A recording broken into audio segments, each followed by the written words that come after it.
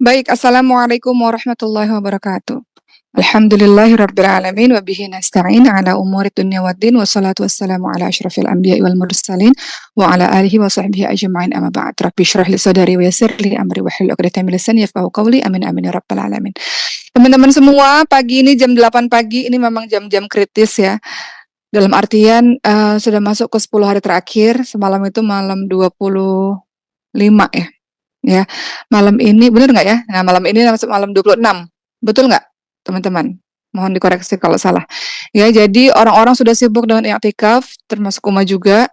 Kita mungkin baru tidur sejam, 2 jam gitu ya, sehingga, pagi ini masih dalam keadaan yang sangat ngantuk. Jadi Uma juga memahami kalau beberapa teman atau beberapa santri dalam keadaan yang masih mengantuk, tapi mudah-mudahan walaupun singkat tapi bermanfaat apa yang kita sampaikan pada hari ini. Hari ini temanya memang, kalau ingin tenang ada amalan-amalan yang kita lakukan, tapi hari ini Uma ingin bahas, berkonsentrasi lebih kepada Lailatul Qadar dan i'tikaf. Jadi kita akan bahas malam ini tentang Lailatul Qadar dan juga i'tikaf. Kenapa? Karena masih ada waktu malam ini malam ke-26. Besok malam 27. 27, 29 itu malam-malam kritis yang sebaiknya teman-teman memaksakan diri untuk, i'tikaf di masjid. Kita bahas dulu tentang Lailatul Qadar pada malam ini ya teman-teman semua, supaya kita termotivasi untuk melakukan yang terbaik di sisa-sisa Ramadan kita, insyaallah. Sebentar lagi Ramadan akan berakhir, tentu kita mau memberikan yang terbaik, eee, di Ramadan kali ini insyaallah. Baik ya. Baik, langsung saja teman-teman semua, kalau kita lihat dalam surah Al-Qadar ya, a'udzubillahi minasyaitonirrajim, "Inna anzalnahu fi lailatul qadar wa ma adraka ma lailatul qadar, lailatul qadari khairum min alfi syahr, tanazzalul malaikatu waruhu fiha biidzni rabbihim min kulli amr, salamun hiya hatta matla'il fajr." Dalam surah Al-Qadar itu ada kalimat, dalam surah Al-Qadar ya, ayat 3 sampai 5 dikatakan, "Malam kemuliaan itu lebih baik daripada 1000 bulan. Pada malam itu turun malaikat-malaikat dan juga turun malaikat Jibril dengan izin Allah untuk mengatur segala urusan. Dan malam itu penuh dengan kesejahteraan, ketenangan sampai terbit fajar." Jadi kalau kita lihat surah Al-Qadar ini surat ke-97 dalam Al-Quran. Surat ini berada dalam juz ke-30 termasuk dalam golongan surah Makkiyah, di mana ayat-ayat diturunkan sebelum Rasulullah SAW hijrah. Ya, nah, ketika kita membahas Lailatul Qadar pasti tak lepas dari surah ini, surah Al-Qadar ini. Mari kita lihat teman-teman semua, kalau begitu kita sudah tahu bahwa ada berbagai macam keutamaan Lailatul Qadar, yang mudah-mudahan kita bisa mendapatkannya dan kita tidak terlewatkan karena kelalaian, karena ngantuk, karena kesibukan pagi dan siang harinya, sehingga malam waktu yang kritis ini yang harusnya kita bangun, kita sungguh-sungguh, malah kita lewatkan dengan bablas tidur, sayang sekali. Kenapa? Karena ada beberapa keutamaan Lailatul Qadar. Apakah keutamaan Lailatul Qadar? Pertama, Lailatul Qadar itu adalah waktu diturunkannya Al-Qur'an. Apa kata Ibnu Abbas? Allah menurunkan Al-Qur'an secara utuh dari Lauhul Mahfudz ke Baitul Izzah yang ada di langit dunia. Lalu Allah menurunkan Al-Qur'an kepada Rasulullah SAW secara terpisah, berangsur-angsur sesuai dengan kejadian-kejadian yang terjadi selama 23 tahun. Jadi, kita bisa lihat bahwa Lailatul Qadar ini waktu diturunkannya Al-Qur'an. Teman-teman lihat, waktu diturunkannya permulaan Al-Qur'an. Teman-teman lihat dalam surah Al-Baqarah 185. A'udzubillahi minasyaitonirrajim, syahrul ramadhan alladzi unzila fihi al-Qur'anu hudal linnasi wa bayyinatin minal huda wal furqan. Bulan Ramadan itu bulan yang diturunkan permulaannya Al-Qur'an, yang menjadi petunjuk bagi umat manusia, yang menjadi pembeda antara yang hak dan yang batil. Jadi, keutamaan Lailatul Qadar yang pertama adalah waktu diturunkannya Al-Qur'an, itu di Lailatul Qadar. Kemudian teman-teman semua, namanya bulan diturunkannya Al-Qur'an, makanya syahrul Ramadan dijuluki juga syahrul Qur'an, syahrul tilawah. Makanya kita diperintahkan untuk banyak berinteraksi bersama dengan Quran. Orang-orang saleh itu di zaman dulu menyibukkan diri dengan mempelajari dan mendalami Al-Qur'an lebih intensif dibandingkan dengan bulan-bulan lainnya. Sampai-sampai mereka tuh orang-orang saleh itu meninggalkan halaqah-halaqah ilmu, lebih banyaknya berinteraksi dengan Quran. Kalau kita lihat Al-Quran ini banyak ya fungsinya ya. Fungsinya kalau menurut surah Al-Baqarah 185 sebagai petunjuk bagi kita. Kalau menurut surah Al-Isra 82 fungsi Al-Quran itu sebagai obat. Wa nunazzilu minal Qur'ani ma huwa shifaa'un wa rahmatul lil mu'minin wa la yazidu dhalimina illa khasara. Dalam Al-Isra ayat 82 dikatakan, kami turunkan Al-Quran untuk menjadi obat dan rahmat bagi orang-orang yang beriman. Dan Al-Quran itu tidaklah menambah kepada orang-orang zalim selain kerugian. Jadi Al-Quran itu fungsinya sebagai petunjuk dan sebagai obat buat kita. Obat hati, hati yang sedih, menguatkan hati yang sedih. Obat fisik, menguatkan fisik yang sakit. Dan obat menghilangkan berbagai macam jenis sihir. Ya, jadi keutamaan dari Lailatul Qadar yang pertama adalah bulan diturunkannya Al-Quran. Kemudian, teman-teman semua, yang kedua, apa keutamaan dari Lailatul Qadar yang kedua? Sudah dikatakan bahwa Lailatul Qadar itu lebih baik daripada 1000 bulan. Dikatakan dalam surah Al-Qadar ayat 3, Lailatul Qadari khairum min alfi syahr. Malam kemuliaan itu lebih baik daripada 1000 bulan. Maksudnya apa? Maksudnya adalah sholat dan amalan-amalan yang kita lakukan di Lailatul Qadar, malam Qadar, itu lebih baik daripada sholat dan puasa di 1000 bulan yang tidak terdapat Lailatul Qadar. Bayangin kalau kita dapat malam itu teman-teman semua, maka ibadah kita itu bernilai pahala yang sangat luar biasa. Pahalanya besar ya. Coba kita lihat teman-teman semua, Masya Allah, kenapa sih malam itu disebut Lailatul Qadar? Kenapa? Karena Allah mengqadar, Allah menentukan rezeki dan ajal seluruh kejadian alam, menentukan siapa hidup, siapa mati, yang selamat dan celaka, yang bahagia, yang sengsara, yang kaya dan melarat, yang mulia, yang terhina, musim kemarau, musim panen, dan sebagainya. Maka segala sesuatu yang Allah inginkan pada tahun itu, kemudian Allah mengabarkannya pada malaikat, gitu. Jadi sebelum kita membahas mengenai keutamaan Lailatul Qadar berikutnya, kita harus tahu kenapa sih malam itu disebut Lailatul Qadar? Karena Allah mengqadar, Allah mengqadar, Allah menentukan rezeki, ajal, kejadian-kejadian, siapa yang hidup, siapa mati, siapa celaka, siapa yang selamat, siapa yang bahagia di tahun itu, teman-teman semua. Makanya dalam surah Ad-Dukhan ayat 4 disebutkan, pada malam itu dijelaskan segala urusan yang penuh dengan hikmat. Nah, ini disebut juga kalau kita lihat sebagai takdir tahunan, takdir khusus. Makanya malam itu doa. Doa. Kalau seandainya teman-teman ditakdirkan tahun ini misalnya teman-teman sakit parah misalnya, tapi teman-teman doa di malam itu, ya Allah berikanlah kesehatan, maka teman-teman bisa menjadi orang yang sehat gitu. Dengan doa yang teman-teman panjatkan di Lailatul Qadar itu. Jadi ini adalah takdir tahunan ya teman-teman semua. Kalau takdir umum itu 50.000 tahun sebelum penciptaan langit dan bumi, telah Allah tetapkan terlebih dahulu sebagaimana disebutkan oleh hadis-hadis sahih ya. Tapi kalau Lailatul Qadar ini, teman-teman semua, ini adalah takdir tahunan. Yang seharusnya tahun itu terjadi apa sama teman-teman semua, dengan doa yang teman-teman panjatkan, maka teman-teman bisa diselamatkan oleh Allah Subhanahu wa taala. Siapa yang ibadahnya di malam itu diterima oleh Allah, maka menyamai ibadah selama 1000 bulan ya, atau kurang lebih 83 tahun 4 bulan. Jadi kalau ibadah kita di malam itu diterima oleh Allah, seperti kita beribadah setara kurang lebih 83 tahun 4 bulan. Makanya pahalanya besar luar biasa. Ya, dan Rasulullah katakan man qama lailatal qadari imanan wa ihtisaban ghufir lahu ma taqaddama min dzambi. Barang siapa yang salat pada malam Lailatul Qadar dengan iman dan mengharapkan pahala dari Allah, maka diampuni dosa-dosanya yang telah lalu. Jadi malam itu, kita nggak tahu malam itu Allah rahasiakan, karena Allah ingin kita fokus di 10 malam terakhir. Memang Rasulullah katakan ganjil, tapi teman-teman harus waspada, ganjil di Indonesia belum tentu di luar negeri bisa jadi genap. Di luar negeri ganjil, di Indonesia genap. Artinya jangan membeda-bedakan antara ganjil dan genap, karena kita nggak pernah tahu ganjil genap yang benar tuh yang mana. Sehingga kita diperintahkan untuk di 10 malam terakhir konsentrasi untuk ibadah, khususnya di malam hari kepada Allah Subhanahu wa taala. Hidupkan malam-malamnya, janji yakin bahwa janji pahala dari Allah Subhanahu wa taala akan Allah berikan. Siapa yang doa Allah kabulkan. Jadi bersungguh-sungguh untuk sholat dan berdoa di malam itu. Malam itu berbeda dari malam-malam lainnya, teman-teman semua. Jadi manfaatkan waspadai kelezatan tidur kita, waspadai kesenangan hidup kita, fokus beribadah di malam itu. Gitu ya. Jadi kita kembali lagi, kita membahas mengenai keutamaan Lailatul Qadar. Tadi yang kedua adalah Lailatul Qadar lebih baik dari 1000 bulan. Kalau kita beribadah di dalamnya setara dengan ibadah 83 tahun, 4 bulan kurang lebih. Yang ketiga, Lailatul Qadar itu malam yang penuh dengan keberkahan.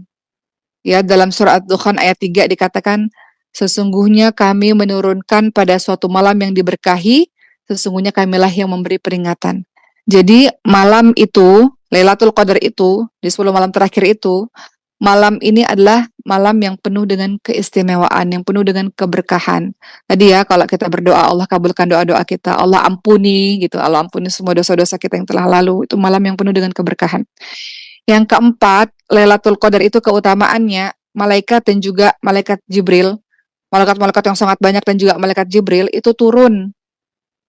Dikatakan dalam surah Al-Qadar ayat 4 apa? Tanazzalul malaikatu warruhu fiha. Malam itu turun malaikat-malaikat dan juga malaikat-malaikat Jibril. Malam itu banyak sekali malaikat turun. Karena malaikat turunnya sangat banyak, maka malam itu banyak keberkahan. Karena kalau turunnya malaikat, pasti itu menandakan turunnya berkah, turunnya rahmat. Sebagaimana kalau kita ingat teman-teman semua, malaikat itu turun kalau kita baca Quran, ya kan? Malaikat turun kalau kita baca Quran. Mereka akan mengitari orang-orang yang berada dalam majelis zikir, majelis ilmu. Malaikat akan meletakkan sayap-sayap kepada para penuntut ilmu karena karena malaikat mengagungkan mereka. Sama juga di Lailatul Qadar. Ini malam yang sangat luar biasa. Malaikat banyak sekali. Kalau kita bisa lihat ini, mungkin nggak ada space lagi gitu ya, saking malaikat itu berdesak-desakan saking banyaknya turun di malam itu. Termasuk malaikat Jibril. Malaikat Jibril kan disebut ar-ruh ya. Jadi malaikat pada saat itu turun sangat banyak. Malaikat turun menandakan banyak keberkahan. Malaikat itu mengamini doa-doa kita. Jadi banyak berdoa di malam itu teman-teman semua. Malam itu kapan? Wallahu a'lam. Allah nggak kasih tahu waktunya kapan. Rasul cuman kasih pertanda ya di malam-malam ganjil. Tapi lagi-lagi malam ganjil yang pasti kita nggak tahu. Kita menyangka bahwa malam ini malam ke-26. Wallahu a'lam. Bagi sebagian teman yang lain ini malam 27 gitu kan. Kita nggak tahu. Jadi jangan membeda-bedakan antara malam ganjil dan malam genap karena kita nggak tahu mana yang ganjil sesungguhnya. Kelima, apa keutamaan dari Lailatul Qadar? Lailatul Qadar itu disifati dengan salam. Apa maksudnya? Dalam surah Al-Qadar ayat 5. Teman-teman lihat, salamun hiya hatta matla'il fajr. Malam itu penuh dengan salam, penuh dengan ketenangan. Malam itu penuh dengan kesejahteraan sampai terbit fajar. Apa maksudnya malam itu tenang, sejahtera? Maksudnya malam itu penuh keselamatan di mana syaitan tidak bisa berbuat apa-apa di malam tersebut, tidak bisa berbuat jelek atau mengganggu yang lain, ya. Malam itu disebut salam, keselamatan, ketenangan. Banyak yang selamat dari hukuman dan siksa karena mereka melakukan ketaatan pada Allah pada malam hari itu. Jadi malam itu bagaimana syaitan tidak bisa buat apa-apa dan juga Allah banyak menyelamatkan orang-orang dari hukuman dan siksa. Orang-orang di api neraka karena mereka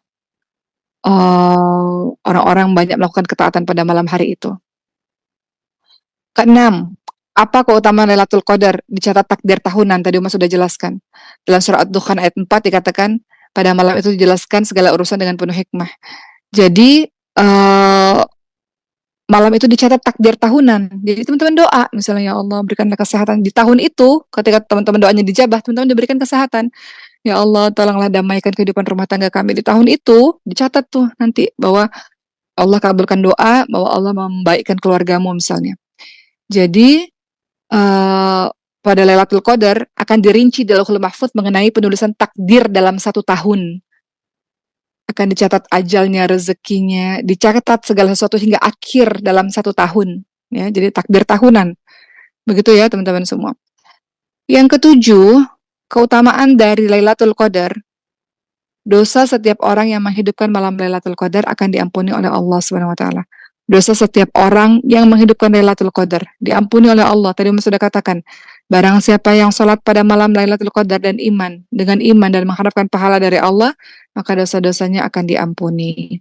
Jadi Lailatul Qadar yang ketujuh keutamaannya, dosanya siapapun yang menghidupi malam itu dengan sholat, doa dan sebagainya, termasuk teman-teman yang haid. Teman-teman yang haid bukan berarti nggak ibadah. Teman-teman yang haid bukan berarti nggak dapat Lailatul Qadar. Haid itu cuman nggak boleh sholat. Selebihnya teman-teman boleh beraktivitas dengan ibadah-ibadah lainnya. Teman-teman boleh doa, boleh zikir, dan sebagainya. Jadi keutamaan yang ketujuh, dosa setiap orang yang menghidupkan Lailatul Qadar, maka akan diampuni oleh Allah Subhanahu wa Ta'ala. Jadi kita sudah bahas tentang 7 keutamaan Lailatul Qadar. Sekarang, teman-teman berikutnya yang akan kita bahas adalah, tadi udah dicatat semua ya, teman-teman semua ya, apa perlu diulang sedikit?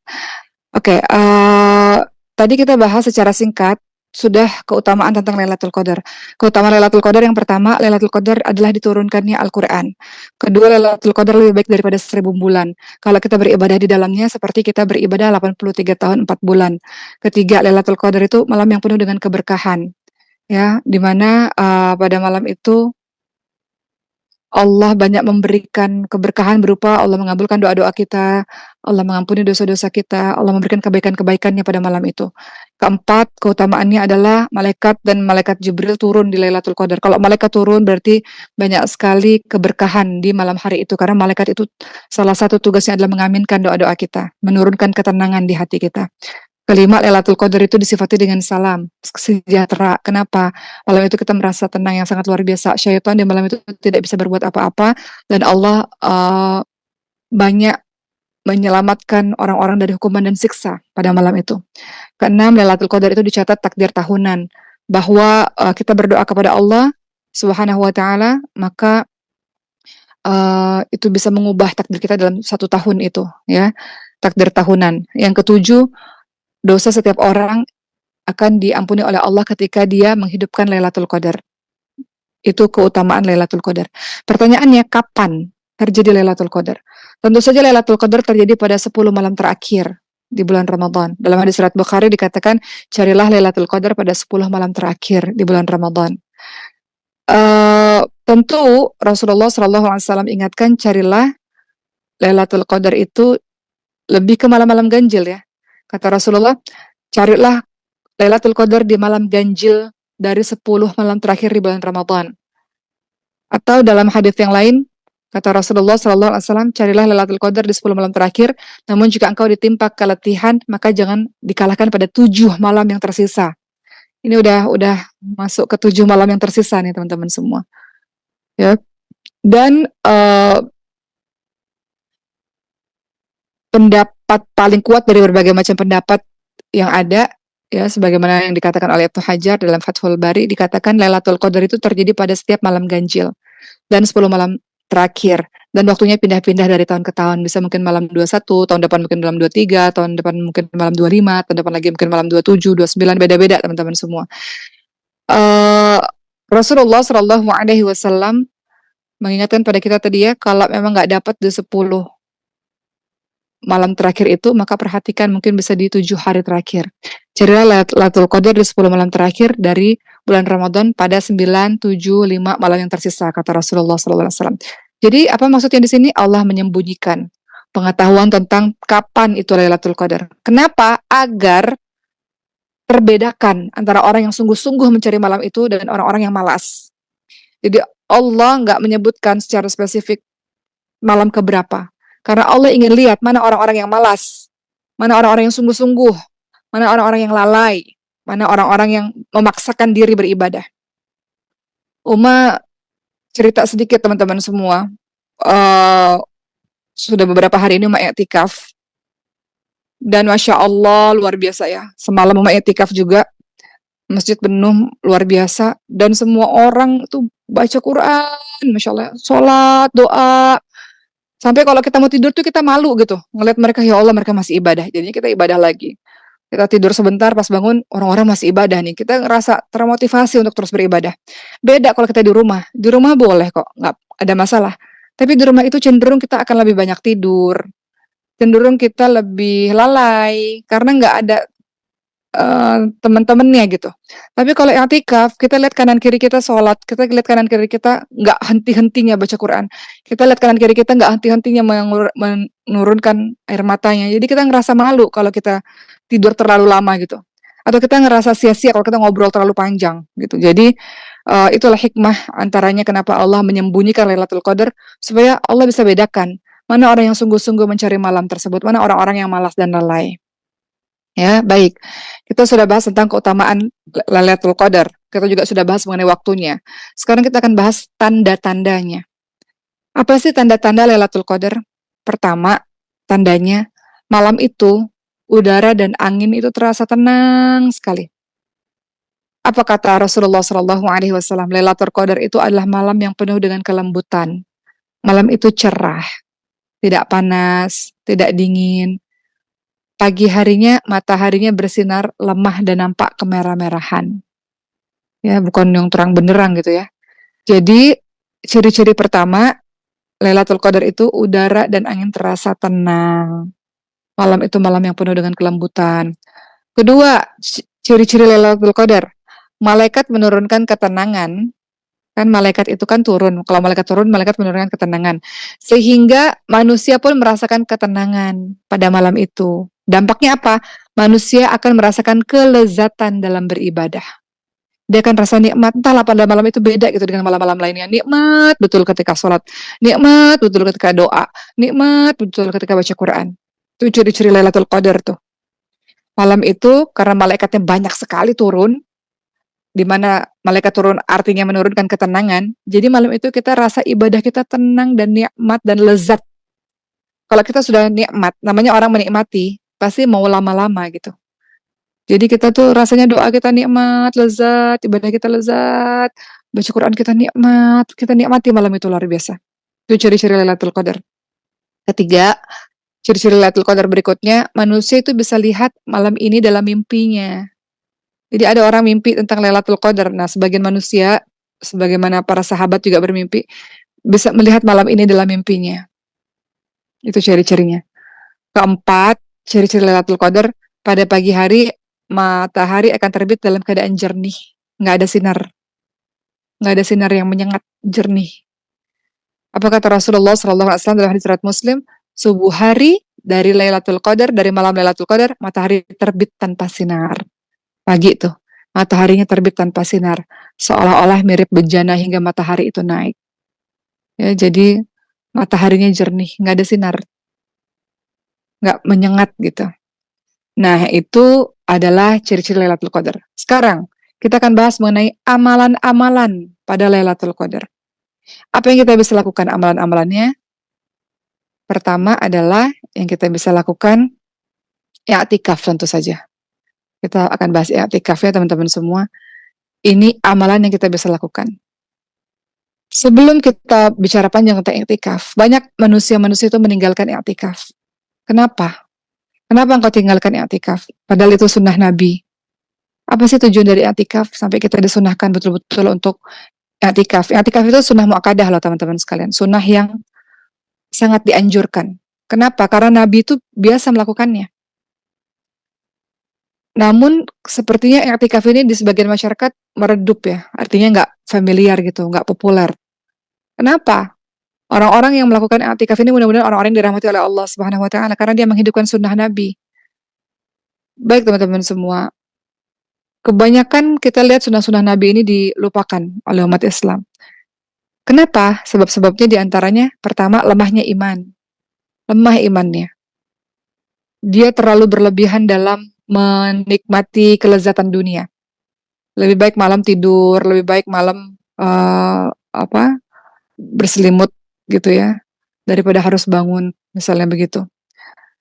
Tentu saja hal itu membuat orang tersebut gak mampu menjauhi kenikmatan itu jadinya, walaupun cuma sejenak. Atau ini bisa terjadi kepada orang-orang yang meremehkan surga, sehingga mereka lebih cenderung santai.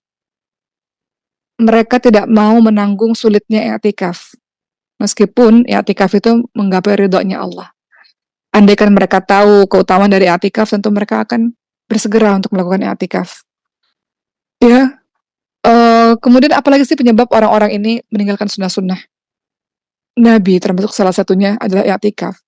Karena mereka mencintai Nabi Muhammad SAW, cinta sekedarnya saja gitu, tanpa action. Ya, kalau kita mau ngikutin sunnah Nabi, ya sunnah Nabi adalah i'tikaf. Kalau teman-teman lihat dalam surah Al-Ahzab ayat 21, sesungguhnya telah ada pada diri Rasulullah suri tauladan yang baik bagimu, yaitu orang-orang yang mengharapkan rahmat Allah dan kedatangan hari kiamat, dan dia banyak menyebut Allah. Ya, jadi untuk i'tikaf teman-teman semua, banyak ulama itu heran pada orang-orang yang meninggalkan i'tikaf karena Nabi selalu melakukannya. Istri-istri Nabi juga melakukannya. Nabi Muhammad tidak pernah meninggalkan i'tikaf sejak masuk Madinah sampai Allah mencabut nyawa Nabi Muhammad SAW. Nggak pernah meninggalkan. Lalu kenapa kita tinggalkan i'tikaf? Jadi i'tikaf ini memang kebiasaan yang dilakukan oleh Nabi sampai akhir hayatnya. I'tikaf 10 malam terakhir di Ramadan. Ini menjadi pembinaan ya, secara intensif untuk kejiwaan kita sebetulnya. Maka lakukan teman-teman semua selagi teman-teman bisa, walaupun hanya beberapa jam. Karena mungkin besoknya teman-teman kerja, teman-teman sekolah. Tapi pada malam itu teman-teman sempat untuk berada di masjid. Ya, jangan kita bablas di rumah terus nanti bablas tidurnya. Kenapa sih i'tikaf? Tujuan i'tikaf apa sih? Supaya kita dapat Lailatul Qadar, itu tujuan i'tikaf.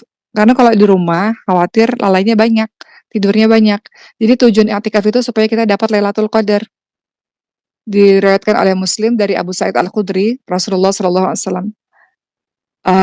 Abu Sa'id Al-Khudri radhiyallahu anhu berkata, sesungguhnya Rasulullah SAW beriktikaf di 10 awal Ramadan.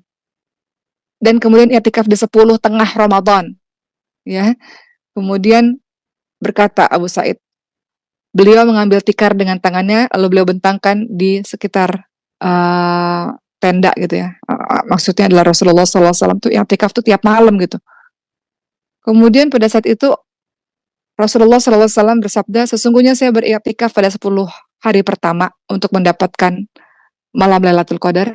Saya beriktikaf di 10 pertengahan, kemudian didatangkan kepadaku, sesungguhnya Lailatul Qadar berada di 10 hari terakhir. Jadi Rasulullah itu iktikaf sepanjang hari, teman-teman, sepanjang malam, teman-teman semua. Ya, jadi di sini lihat bagaimana Rasulullah SAW banyak menghabiskan diri di masjid, mengurangi perkara-perkara dunia di Ramadan. Apalagi kita, kayaknya udah cukup deh 20 lebih hari kemarin kita sibuk dengan perkara dunia. Sekarang udah waktunya, sempit banget waktunya untuk kita sungguh-sungguh dengan i'tikaf kita. Itu ya teman-teman semua. Jadi kita lihat ya kesungguhan Nabi Muhammad dalam mencari Lailatul Qadar, bahkan sebelum waktunya, 10 malam terakhir kan Lailatul Qadar. Begitu semangatnya Rasulullah SAW hingga Rasulullah itu memulainya dari 10 awal, 10 pertengahan, kemudian terus sampai 10 terakhir. Jadi inilah puncak kesungguhan dalam menggapai Lailatul Qadar. Sudah sering kita dengar keutamaan Lailatul Qadar, tapi nggak sungguh-sungguh kita dalam mencarinya. Maka di sini kita bisa lihat bagaimana Rasulullah sungguh-sungguh, maka kita pun berharap bahwa kita pun bisa juga bersungguh-sungguh. Rasulullah SAW, teman-teman semua, itu memutus hubungan dengan manusia pada saat di 10 hari terakhir. Beliau menyendiri, berkholwat. Beliau nggak sentuh istrinya di 10 malam terakhir. Betul-betul beliau mau memperbaiki dirinya, memperbaiki hatinya, betul-betul hanya menghadap Allah, memutus hubungan dengan manusia-manusia lainnya, mengkhususkan diri untuk sholat, doa, zikir, tilawah, Quran. Itu, i'tikaf. Ya, mendekatkan diri kepada Allah Subhanahu wa taala. Jadi teman-teman semua, malam ini atau malam besok silakan, masih ada sisa waktu untuk cari masjid dan bisa i'tikaf. Teman-teman bisa i'tikaf. Dari Aisyah radhiyallahu anha, ia berkata bahwa Rasulullah SAW biasa i'tikaf dan sampai beliau wafat, lalu istri-istri beliau pun beriktikaf setelah Rasul wafat. Jadi istri-istri Nabi pun juga beriktikaf. Ya, istri-istri Nabi juga beriktikaf, teman-teman. So, akhirnya perempuan-perempuan juga beriktikaf. Iktikaf di mana? Di masjid. Iktikaf itu bukan di rumah, iktikaf itu di masjid. Ya. Hukum iktikaf ini tetap berlaku, tidak terhapus, bukan khusus untuk Nabi, karena istri-istri Nabi pun iktikaf setelah beliau wafat. Artinya kita disunahkan untuk beriktikaf. Dibolehkan iktikaf bagi wanita.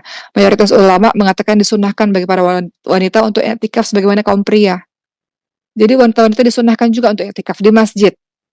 Tapi syaratnya apa? Syaratnya iktikafnya dilakukan dalam keadaan suci, artinya suci dari haid. Kedua, bebas dari fitnah, bebas dari godaan pria, dan diizinkan oleh suami. Itu syarat kita boleh iktikaf. Ya.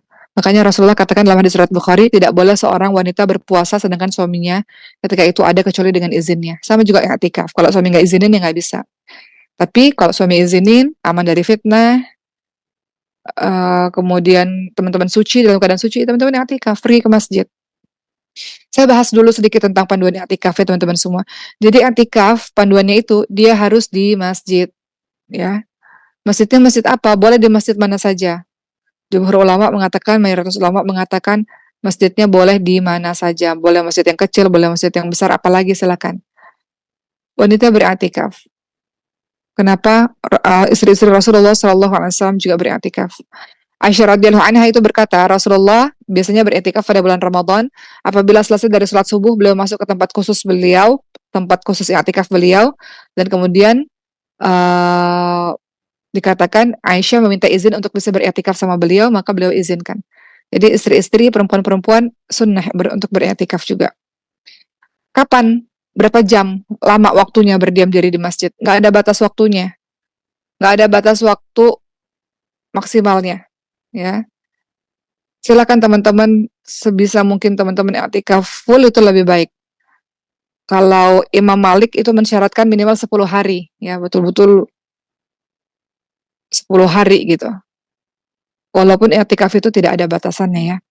I'tikaf tidak ada batasan waktu minimalnya. Kalau kata mayoritas ulama, boleh cuma sesaat di malam hari atau sesaat di siang hari. Yang penting ke masjid. Ya, setelah tarawih itu mungkin berdiam diri dulu sampai jam 12 malam misalnya gitu. Ya begitu ya teman-teman semua. Jadi yang diperbolehkan pada saat i'tikaf itu apa? Boleh keluar masjid pada saat kita menunaikan hajat misalnya untuk makan, minum dan lain-lain. Boleh mengantarkan orang ya yang mengunjungi kita sampai pintu masjid atau bercakap-cakap dengan orang lain boleh ketika i'tikaf. Boleh istri mengunjungi suaminya di masjid beriktikaf berdua di masjid. Maksudnya kalau kita lihat ya setelah selesai sholat, biasanya kan ketika sahur kita makan di pelataran masjid, biasanya suami istri tuh banyak tuh, istri-istrinya membawa rantang itu makan bersama suaminya itu boleh. Ya, mandi dan berwudu di masjid boleh, bawa kasur untuk tidur di masjid boleh gitu. Kadang ada beberapa masjid yang ada tendanya. Kadang ada masjid yang boleh bawa guling, bawa bantal, bawa kasur lipat gitu boleh. Tergantung dari masjidnya ya, tapi itu diperbolehkan. Begitu ya teman-teman semua. Kalau teman-teman mau i'tikaf sempurna, maka itu sebenarnya dimulainya masuk masjid pada saat sholat subuh pada hari ke-21 dan keluar setelah sholat subuh pada hari Idul Fitri menuju lapangan itu secara sempurna i'tikaf. Kata Siti Aisyah apa? Rasulullah SAW biasa beriktikaf pada bulan Ramadan. Apabila selesai dari sholat subuh, beliau masuk ke dalam tempat khusus dan kemudian tadi Umat sudah bacakan ya. Dan Siti Aisyah meminta izin untuk iktikaf, maka Rasulullah mengizinkan iktikaf. Jadi iktikaf yang secara sempurna itu tadi tuh memasuki masjid setelah sholat subuh pada hari ke-21 dan sholat setelah keluar setelah sholat subuh pada hari raya Idul Fitri menuju ke lapangan, gitu ya. Adab-adab dalam i'tikaf, kita sibukkan diri dengan doa, dengan zikir, dengan salat pada Nabi, dengan mengaji Quran. Kita dimakruhkan menyibukkan diri dengan perbuatan yang tidak ada manfaatnya. Jadi kembali lagi teman-teman semua, bahwa amalan-amalan yang kita bisa lakukan di 10 malam terakhir ini adalah yang pertama i'tikaf. Ya. Berlama-lama kita di masjid untuk mendekatkan diri kita kepada Allah Subhanahu wa taala. Berikutnya apalagi yang teman-teman bisa lakukan? Ya, selain i'tikaf, bagi teman-teman yang siangnya kerja, ya atau siangnya banyak kegiatan. Tadi mah katakan i'tikaf tidak ada batas waktunya. Jadi teman-teman bisa memilih mau berapa jam untuk berlama-lama di masjid. Ya, jadi itu amalan yang kita bisa lakukan. I'tikaf. Yang kedua, amalan yang kita bisa lakukan pada Lailatul Qadar itu apa? Menghadiri sholat subuh dan isya berjamaah. Dikatakan oleh Imam Malik dalam kitab Al-Muwatta'nya, siapa yang menghadiri sholat berjamaah pada Lailatul Qadar, maka ia telah mengambil bagian dari menghidupkan malam Lailatul Qadar. Apa kata Sayyidina Utsman bin Affan radhiyallahu anhu? Siapa yang menghadiri salat Isya berjamaah, maka baginya pahala salat separuh malam. Siapa yang melaksanakan salat Isya dan subuh berjamaah, maka baginya pahala salat semalaman penuh. Ya, jadi yang bisa dilakukan di Lailatul Qadar adalah salat subuh dan Isya berjamaah. Ketiga, apa yang bisa kita lakukan di Lailatul Qadar? Lakukan salat malam di Lailatul Qadar. Salat malam, kalau di masjid-masjid tuh biasanya pasti ada salat malam tuh jam 2 sampai jam 3 atau setengah 2 sampai setengah 3, 1 jam biasanya, 8 rakaat biasanya. Salat malam dipimpin oleh imam. Tapi kalau teman-teman memang malam itu nggak ke masjid, ya teman-teman bangun salat malam pada malam itu. Kenapa? Karena tadi kata Rasulullah, man qama, apa kata Rasulullah, barang siapa yang melaksanakan salat pada malam Lailatul Qadar karena iman dan mengharapkan pahala dari Allah, maka dosa-dosanya telah lalu diampuni. Ya. Jadi salat. Jadi amalan yang bisa dilakukan di Lailatul Qadar adalah salat. Salat malam. Keempat, apa yang kita bisa lakukan di Lailatul Qadar? Mengamalkan doa pada Lailatul Qadar, pada malam Qadar. Doanya apa? Doanya sudah diajarkan oleh Rasulullah SAW. Ya. Apa doanya? Waktu itu Siti Aisyah pernah bertanya sama Rasul. Kemudian Rasul menjawab, jika ada satu hari yang aku tahu bahwa malam itu adalah Lailatul Qadar, maka kata Siti Aisyah, aku harus ucapkan apa ya Rasulullah? Kata Rasulullah, Allahumma innaka afuwun tuhibbul afwa fa'fu anni. Itu doanya. Doa yang teman-teman panjatkan. Allahumma innaka afuwun tuhibbul afwa fa'fu anni. Ya Allah, Engkau maha memberikan maaf dan Engkau suka memberikan maaf. Engkau suka menghapus kesalahan.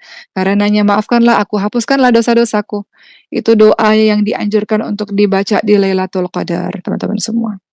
Maka ya, kita lihat di sini bahwa dianjurkan kita untuk minta ampun banyak kepada Allah Subhanahu wa taala di Lailatul Qadar.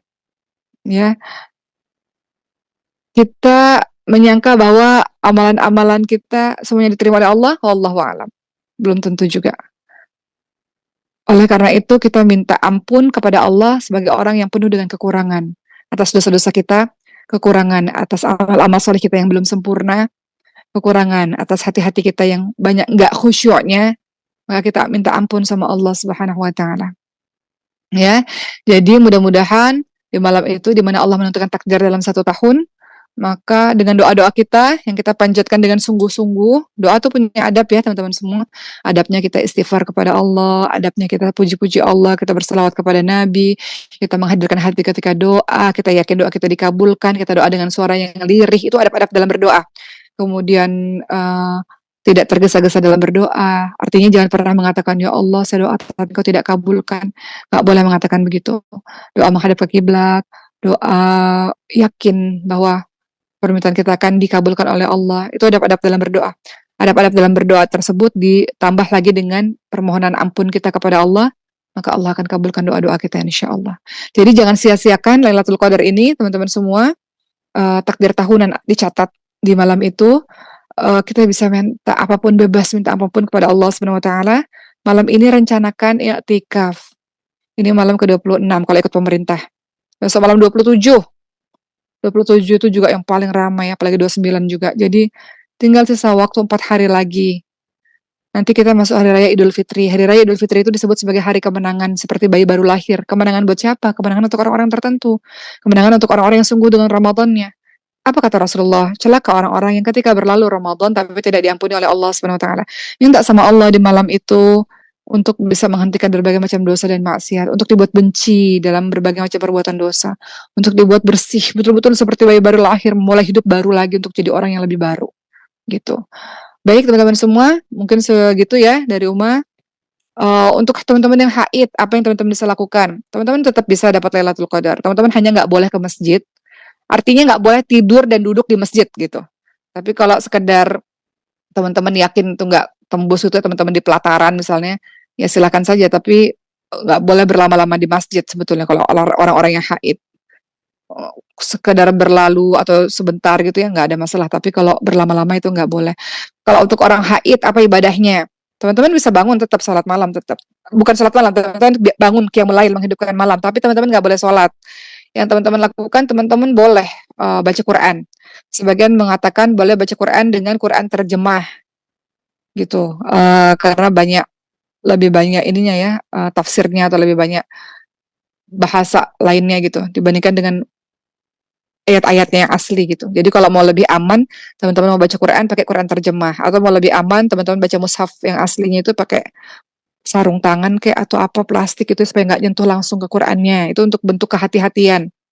Teman-teman tentu saja zikir, teman-teman doa, kemudian teman-teman beristighfar kepada Allah Subhanahu wa taala. Tetap hidupkan malam, nggak ada bedanya. Teman-teman tetap bisa mendapatkan Lailatul Qadar. Jadi jangan berarti haid itu membuat kita malas dan tidur. Sayang banget malam itu kalau teman-teman lewat malam itu ibadah yang setara 83 tahun 4 bulan teman-teman terlewatkan, wah itu sayang sekali. Yang harusnya doa di malam itu Allah bisa menyembuhkan penyakit seseorang, Allah bisa memberikan rezeki, melunasi hutang-hutang kita misalnya karena sebab doa kita, kita lalai hanya karena tidur gitu teman-teman semua. Makanya kalau bisa sisa-sisa 6 hari terakhir ini dikurangin, aktivitas dunianya tuh dikurangin. Supaya bisa bangun di malam hari, nggak terlalu ngantuk di malam hari, gitu. Begitu ya teman-teman semua, semoga semangat, minta sama Allah kekuatan supaya, bisa ibadah di malam hari. Teman-teman bisa sholat apa, sholat tahajud, tidur dulu tapi ya.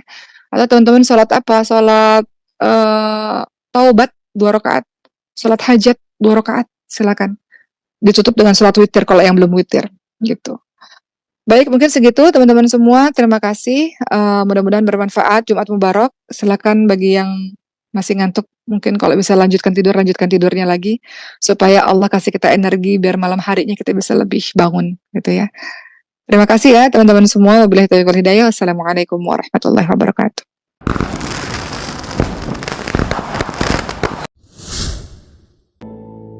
Assalamualaikum warahmatullahi wabarakatuh. Alhamdulillahirabbil alamin wa bihi nasta'in ala umuri dunya waddin wassalatu wassalamu ala asyrafil anbiya'i wal mursalin wa ala alihi wa sahbihi ajma'in amma ba'd. Rabbi shrah li sadri wa yassir li amri wahlul 'uqdatam min lisani yafqahu qawli. Amin amin ya rabbal alamin. Apa kabar semuanya? Semoga dalam keadaan sehat, dalam keadaan baik, dalam keadaan yang penuh semangat insyaallah. Pada hari ini kita akan membahas mengenai keutamaan ahli ilmu dibandingkan ahli ibadah. Nah, teman-teman semua, sebelum kita mulai, menurut teman-teman, mana yang lebih utama, ahli ilmu atau ahli ibadah? Kita lihat ya pada hari ini tentang betapa luar biasanya kalau kita memiliki ilmu, dan bagaimana yang terjadi kalau kita beribadah tanpa ilmu. Mari kita lihat teman-teman semua, tentu ahli ilmu dan ahli ibadah ini memiliki keutamaannya masing-masing. Namun Rasulullah SAW ini menggambarkan kedudukan keduanya melalui sebuah perumpamaan yang diambil dari benda-benda di langit. Apa kata Rasulullah SAW?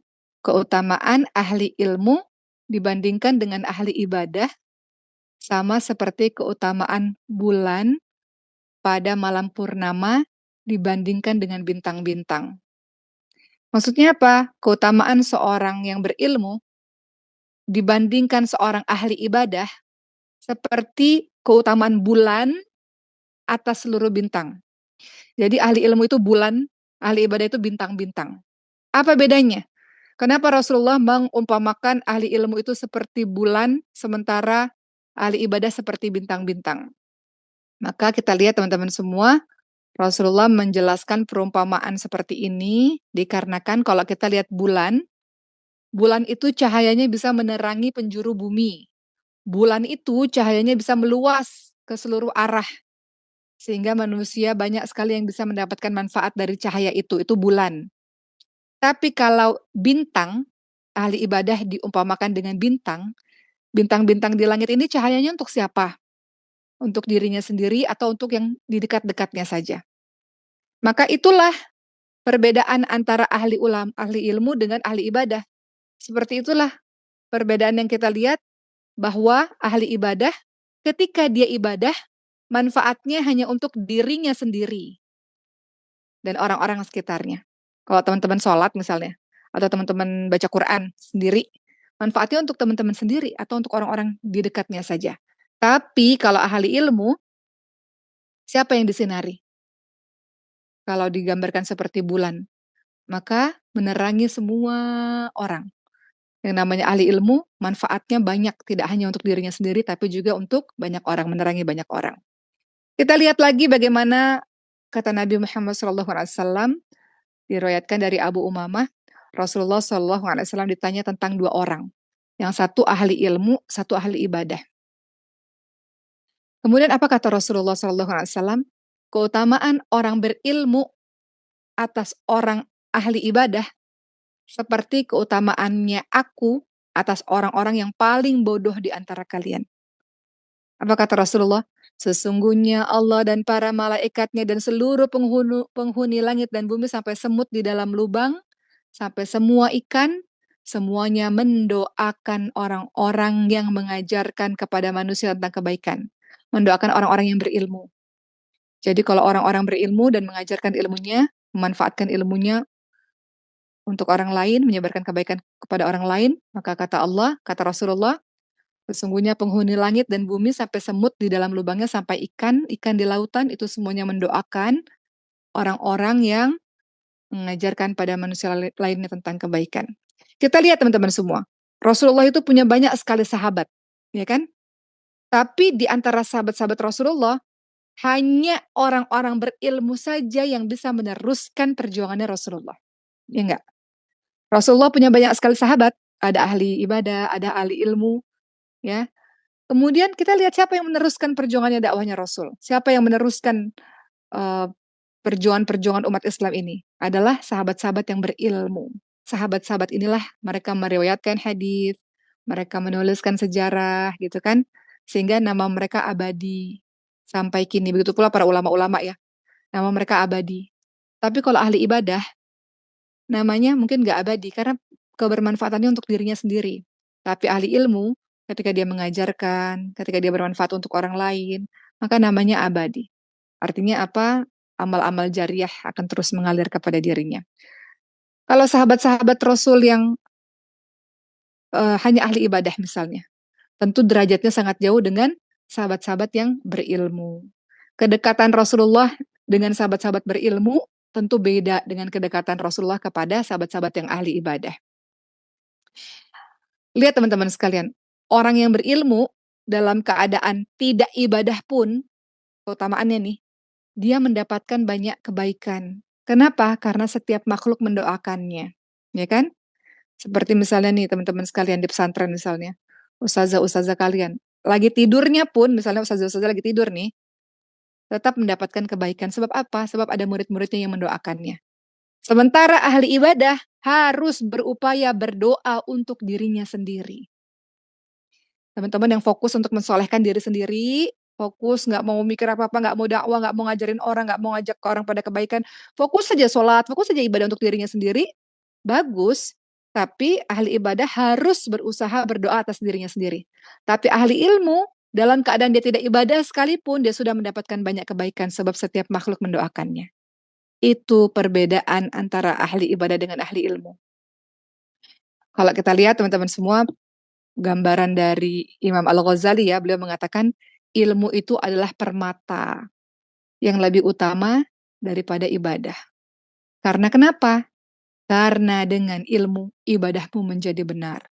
Dan tanpa ilmu walaupun kau ahli ibadah, khawatir ibadahmu pun tak bernilai di sisi Allah Subhanahu wa taala sebab banyaknya kesalahan yang kau lakukan.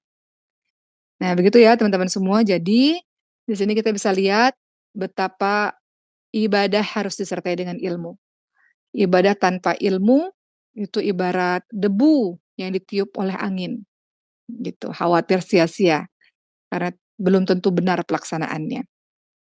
Mari kita lihat teman-teman semua, Masya Allah, umat Islam ini luar biasa. Kita diajarkan untuk terus belajar dari para ulama dan para sahabat-sahabat Nabi ya.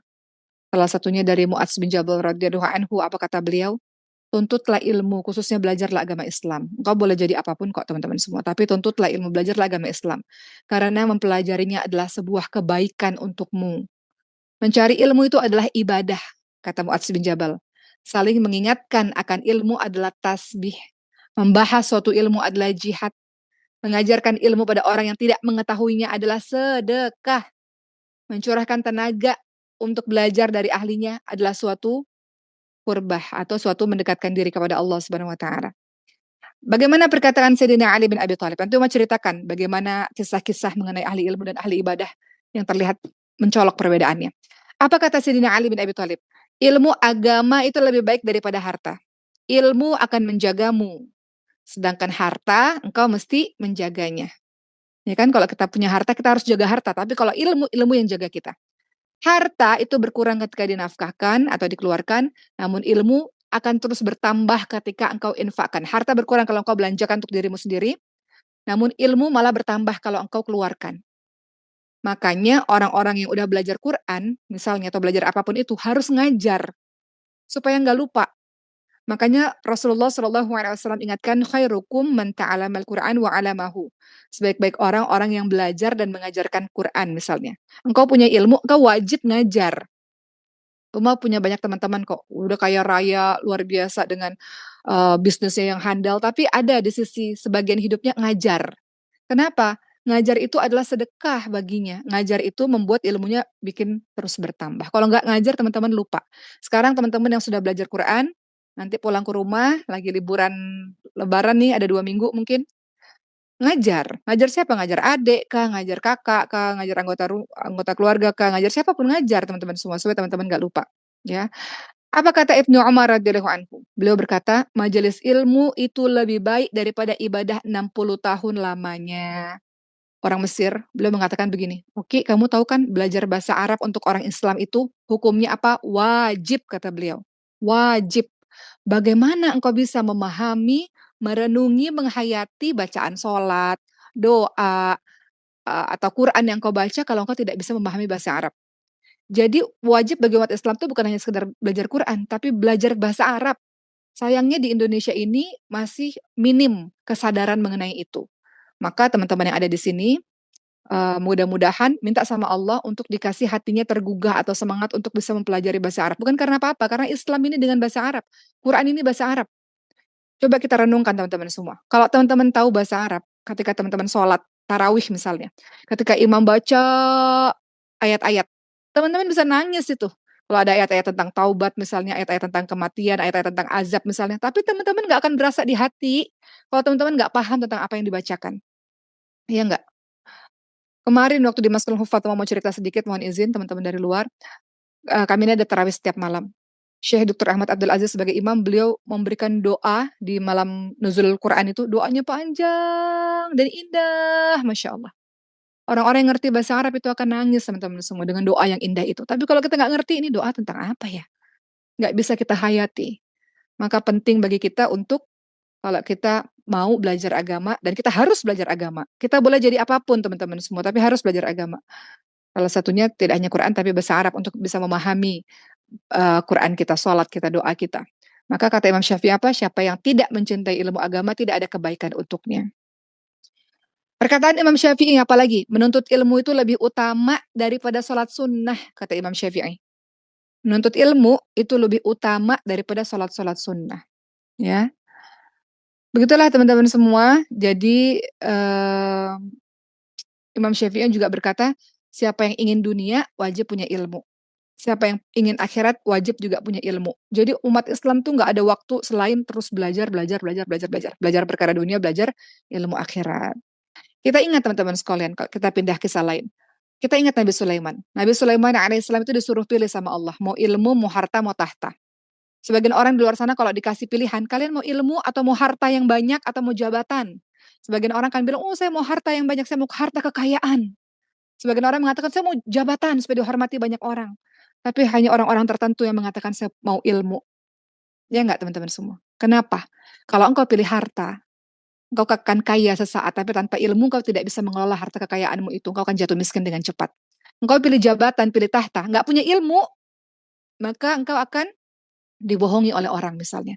Engkau akan melakukan hal-hal yang, eee, mudah diperdaya oleh orang. Jabatanmu itu engkau tidak gunakan dengan sebaik-baiknya, karena kebodohan itu. Tapi kalau engkau punya ilmu, dengan ilmu engkau mendapatkan tahta, dengan ilmu engkau mendapatkan harta.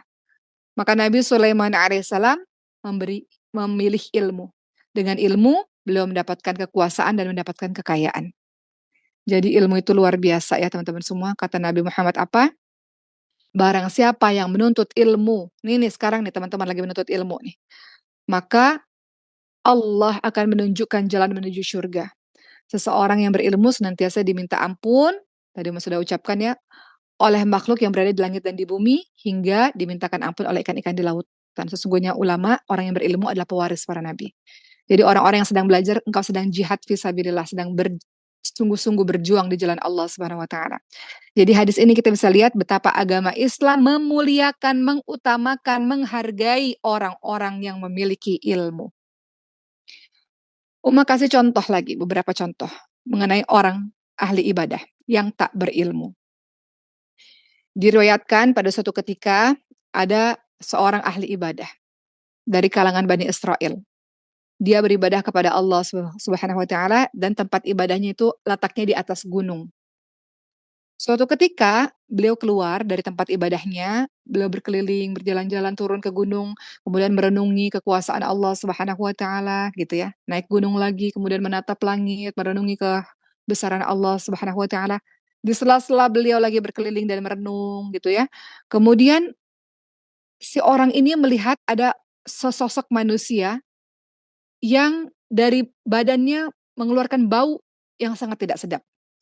Lalu ahli ibadah ini pun akhirnya berpaling dari orang yang bau ini, sehingga dia terhindar dari bau yang luar biasa yang menyengat dari orang ini. Maka kemudian orang itu mengatakan, "Kenapa kamu berlaku seperti ini kepadaku?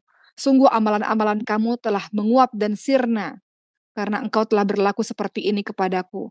Persediaan amal kebaikanmu tidak dihitung di sisi Allah. Kebaikan-kebaikanmu telah hilang." "Kenapa?" kata ahli ibadah. "Kenapa kebaikan-kebaikanku hilang?" Orang ini menjawab, "Karena engkau enggan berdekatan dengan aku, padahal aku adalah anak Adam semisal kamu."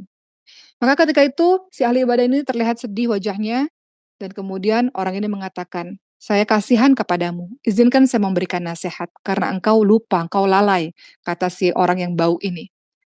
"Kalau engkau ingin agar Allah Subhanahu wa taala mengampuni kesalahanmu, saya akan memberikan nasihat kepadamu, yaitu dengan cara engkau cari tikus-tikus di gunung. Lalu engkau gantungkan tikus-tikus itu, bangkai-bangkainya engkau letakkan di lehermu. Lalu engkau beribadah kepada Allah Subhanahu wa taala sepanjang hidupmu."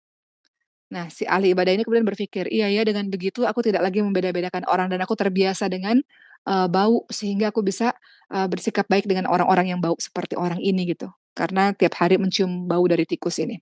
Maka ahli ibadah ini pun yang bodoh ini melaksanakan nasihat dari orang itu, yang ternyata orang itu adalah syaitan yang sengaja mencari kesempatan untuk bisa, memperdaya si ahli ibadah ini.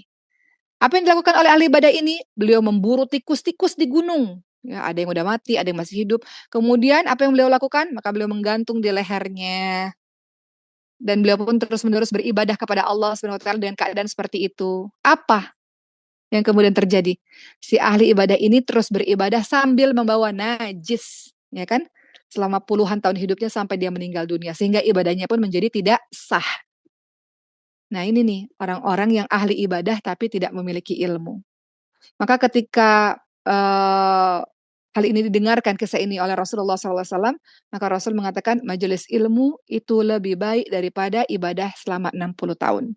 Artinya, kalau engkau ibadah tapi tidak punya ilmu, khawatir akan jatuh dalam kesalahan, dalam beribadah kepada Allah, seperti yang dikisahkan tadi si ahli ibadah yang menggantung tikus-tikus di lehernya itu. Kisah lain teman-teman semua, ini menjadi pembelajaran penting untuk kita. Kita giat dalam mencari ilmu, nanti kalau kalau teman-teman pulang ke rumah, ajak orang rumah juga belajar, nggak ada hari tanpa belajar, harus setiap hari belajar. Harus luangkan waktu untuk belajar. Belajar itu sama seperti makan. Setiap hari makan kan, teman-teman setiap hari kan makan, sehari 3 kali. Engkau memberikan makan untuk tubuhmu. Sama kayak olahraga tuh sebenarnya. Olahraga juga harus dilakukan setiap hari juga. Begitu pula dengan ilmu, untuk memberi makan pada otakmu nih, pada pikiranmu, juga harus setiap hari. Sama seperti makan untuk menguatkan tubuh kita, maka ilmu yang kita pelajari setiap hari sama seperti makanan, nggak bisa kita tinggal dalam 1 hari pun untuk memberikan makanan pada otak kita, untuk terus-menerus belajar.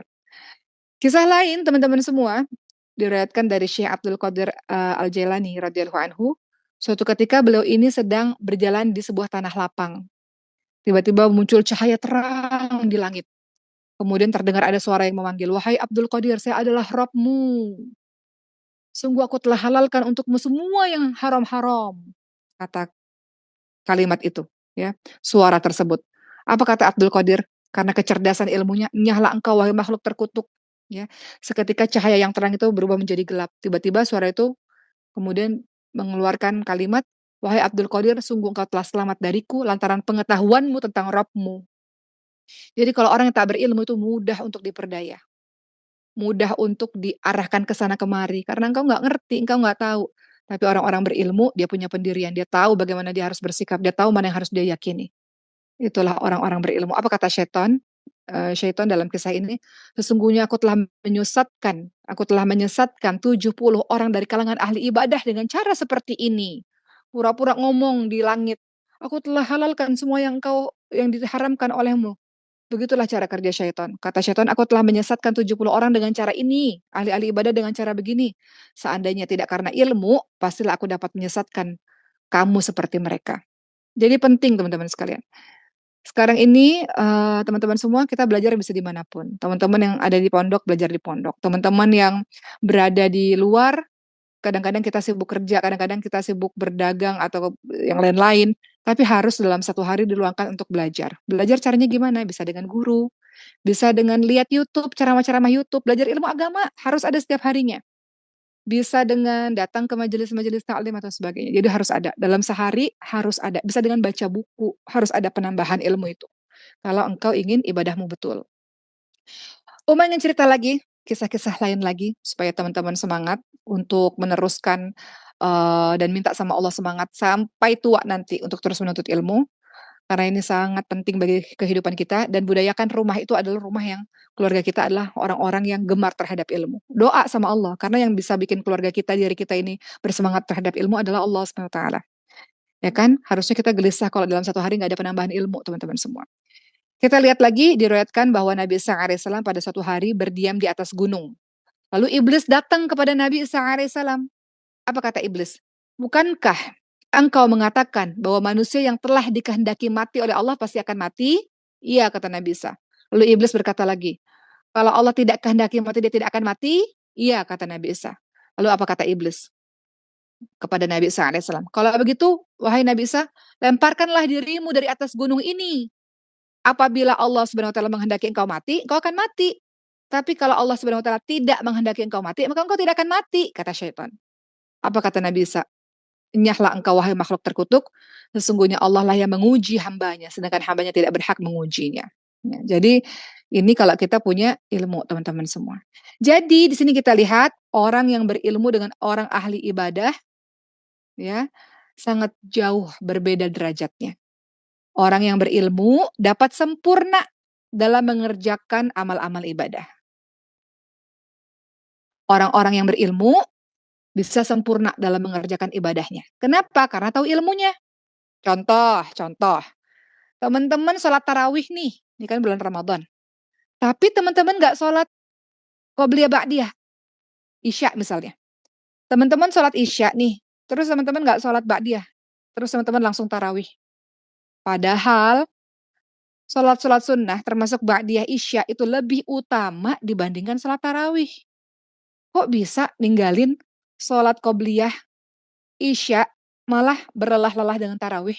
Sementara qobliyah isya itu sholat sunnah qobliyah ba'diyah itu lebih tinggi derajatnya dibandingkan dengan sholat tarawih. Jadi kalau mau sholat tarawih, maka sempurnakan qobliyah ba'diyahnya teman-teman semua, sholat-sholat sunnahnya. Nah nah kalau orang-orang yang memiliki pengetahuan tentang ini, tentu dia tidak akan meninggalkan qobliyah ba'diyahnya, sholat-sholat rawatibnya sebelum dia mengerjakan sholat tarawih. Gitu ya teman-teman semua. Ahli ibadah yang tidak pandai, tidak berilmu, bisa jadi sia-sia amalannya sebab tidak mengetahui ilmu. Makanya Mu'adz bin Jabal radhiyallahu anhu mengatakan apa? Ilmu adalah pemimpin amal dan amal itu berada di belakang setelah adanya ilmu. Apa buktinya ilmu itu lebih didahulukan daripada amal? Imam Bukhari itu berkata, "Al-ilmu qoblal qawli wal amali." Ilmu sebelum berkata dan berbuat. Jadi ilmu sebelum kita berbuat sesuatu, sebelum kita berkata sesuatu. Jadi udah nggak ada waktu lagi. Kita harus terus menuntut ilmu, belajar, teman-teman semua. Coba teman-teman lihat dalam surah Muhammad ayat ke-19. Perkataan tadi Imam Bukhari tadi yang mengatakan ilmu penting sebelum kau berkata dan sebelum berbuat. Ini adalah kesimpulan yang beliau ambil dari firman Allah surah Muhammad ayat 19. Apa bunyi surah Muhammad ayat 19? Allah Subhanahu wa taala berfirman, "A'udzu billahi minasyaitonir rajim. Fa'lam annahu la ilaha illallahu wastaghfir lidzambik." Maka ilmuilah, maka ketahuilah, belajar dulu bahwasanya jadi pertama tuh ilmuilah, cari ilmu dulu gitu ya. Bahwasanya tiada sesembahan yang berhak disembah selain Allah dan mohon ampun bagi dosa-dosamu. Maka dalam ayat ini dimulai dengan ilmuilah, belajarlah istilahnya dalam kata lain ya. Cari ilmu lah. Lalu kemudian dikatakan baru mohon ampun. Jadi ilmu yang ilmuilah yang dimaksud dalam kalimat ini adalah kita diperintahkan untuk berilmu dulu, cari ilmu dulu. Sedangkan mohon ampun di kalimat berikutnya itu adalah amalan. Jadi ini pertanda bahwa ilmu lebih dulu dibanding amal perbuatan, dibanding amal ibadah. Jadi setelah penjelasan singkat tadi mengenai betapa dahsyatnya ilmu, maka sekarang kita harus tahu kalau begitu teman-teman semua, keutamaan luar biasa kalau kita belajar ilmu agama. Teman-teman belajar ilmu dunia boleh, teman-teman menjadi arsitek, teman-teman belajar arsitek, teman-teman jadi dokter, teman-teman belajar ilmu kesehatan. Teman-teman mau jadi apa, apoteker, teman-teman belajar obat-obatan misalnya. Teman-teman mau jadi apa, atlet, teman-teman belajar tentang olahraga misalnya. Tapi semua umat Islam wajib belajar ilmu syar'i, belajar ilmu agama Islam. Apa sih keutamaan kita belajar ilmu agama Islam? Pertama, Allah akan tinggikan derajat orang-orang yang berilmu di akhirat, di dunia. Coba kita lihat ya teman-teman sekalian ya, dalam surah Al-Mujadalah ayat 11. Apa Allah Subhanahu wa taala katakan? A'udzubillahi minasyaitonir rajim. Yarfa'illahu alladhina amanu minkum walladzina utul ilma darajat. Allah akan meninggikan orang-orang yang beriman di antara kamu dan orang-orang yang diberi ilmu pengetahuan beberapa derajat. Jadi, cari ilmu agama. Engkau boleh jadi apapun, boleh terserah. Udah zaman sekarang tuh pembisnis yang hafal Quran, pejabat yang hafal Quran, psikolog yang hafal Quran. Zaman sekarang udah begitu teman-teman semua. Jadi penghafal Quran nggak musti jadi ustadz 24 jam, tapi orang-orang yang udah belajar Quran, ketika dia jadi pedagang, pembisnis, politikus, kalau disuruh ngajar ngaji ya bisa, suruh jadi imam ya bisa, suruh ngajarin, agama atau mengajak orang untuk mengingat Allah, ya bisa, memang itu tugasnya. Sebagai seorang muslim, tugas kita sebagai seorang da'i dan da'iyah. Kata Allah, "Kuntum khaira ummah ukhrijat linnas ta'muruna bil ma'ruf wa tanhauna 'anil munkar." Kamu sekalian adalah umat terbaik yang dilahirkan untuk manusia yang punya tugas mengajak orang lain pada kebaikan, mencegah orang lain pada kemungkaran. Tapi kan untuk ngajak orang lain pada kebaikan butuh ilmu kan, teman-teman semua. Makanya hari ini kita bahas keutamaan orang yang belajar ilmu agama apa? Allah akan tinggikan derajatnya di dunia dan di akhirat. Kedua, orang yang berilmu adalah cahaya yang banyak dimanfaatkan manusia untuk urusan agama dan urusan dunia mereka, ya. Coba Uma lihat, seorang ilmu itu, yang berilmu itu cahaya yang bisa bermanfaat untuk banyak orang. Teman-teman ingat kan kisah yang sangat terkenal dalam hadis surat muttafaqun alaih, orang yang telah membunuh 99 orang. Dia datang ke ahli ibadah yang tak berilmu. "Aku sudah bunuh 99 orang, tapi aku mau taubat." Kata ahli ibadah, "Nggak bisa. Engkau sudah membunuh banyak sekali. Allah tidak akan mungkin mengampuni dosa-dosamu. Bagaimana mungkin 99 orang sudah kau bunuh? Engkau adalah pendosa dan Allah akan masukkan engkau ke neraka jahanam," misalnya begitu ya. "Engkau adalah orang yang membunuh banyak orang." Maka pembunuh ini marah, dibunuhlah ahli ibadah itu. Jadi genap 100 orang. Akhirnya ahli ibadah, pendosa ini datang ke ahli ilmu, orang yang berilmu. Orang berilmu ini tahu bahwa setiap orang punya kesempatan untuk jadi orang baik, bahwa setiap orang punya kesempatan untuk punya kehidupan kedua yang berikutnya gitu. Maka kata ahli ilmu ini dengan keilmuannya, dia mengatakan, "Engkau pindah." Dia kasih solusi, orang ilmu tuh dikasih solusi, "Engkau pindah, pindah pergaulan, pindah tempat. Kalau nanti khawatir di tempat yang sama, khawatir engkau tetap menjadi orang dengan karakter seperti ini, pindah, supaya engkau memulai kehidupan yang baru." Maka akhirnya orang ini pun pindah. Singkat cerita begitu, singkat cerita beliau meninggal dunia dan akhirnya masuk surganya Allah. Walaupun belum sempat melakukan kebaikan, tapi niatnya sudah berbuat baik. Allah nilai itu niatnya itu sudah menjadi sebuah kebaikan. Jadi di sini kita bisa lihat teman-teman semua perbedaan luar biasa antara ahli ilmu dan ahli ibadah. Ya, ini perbedaannya. yang bisa bermanfaat untuk banyak orang. Ahli ilmu itu bisa bermanfaat untuk banyak orang. Ketiga, teman-teman semua, ketahuilah keutamaan orang-orang yang belajar ilmu syar'i, ilmu agama. Ilmu itu adalah warisan para nabi. Apa kata Rasulullah SAW? Sesungguhnya nabi tidak mewariskan dirham dan dinar. Tapi para nabi itu mewariskan ilmu. Barang siapa yang mengambil ilmu, maka dia akan memperoleh keberuntungan yang banyak. Jadi minta sama Allah kekuatan, semangat untuk diberikan hati yang selalu haus dengan ilmu.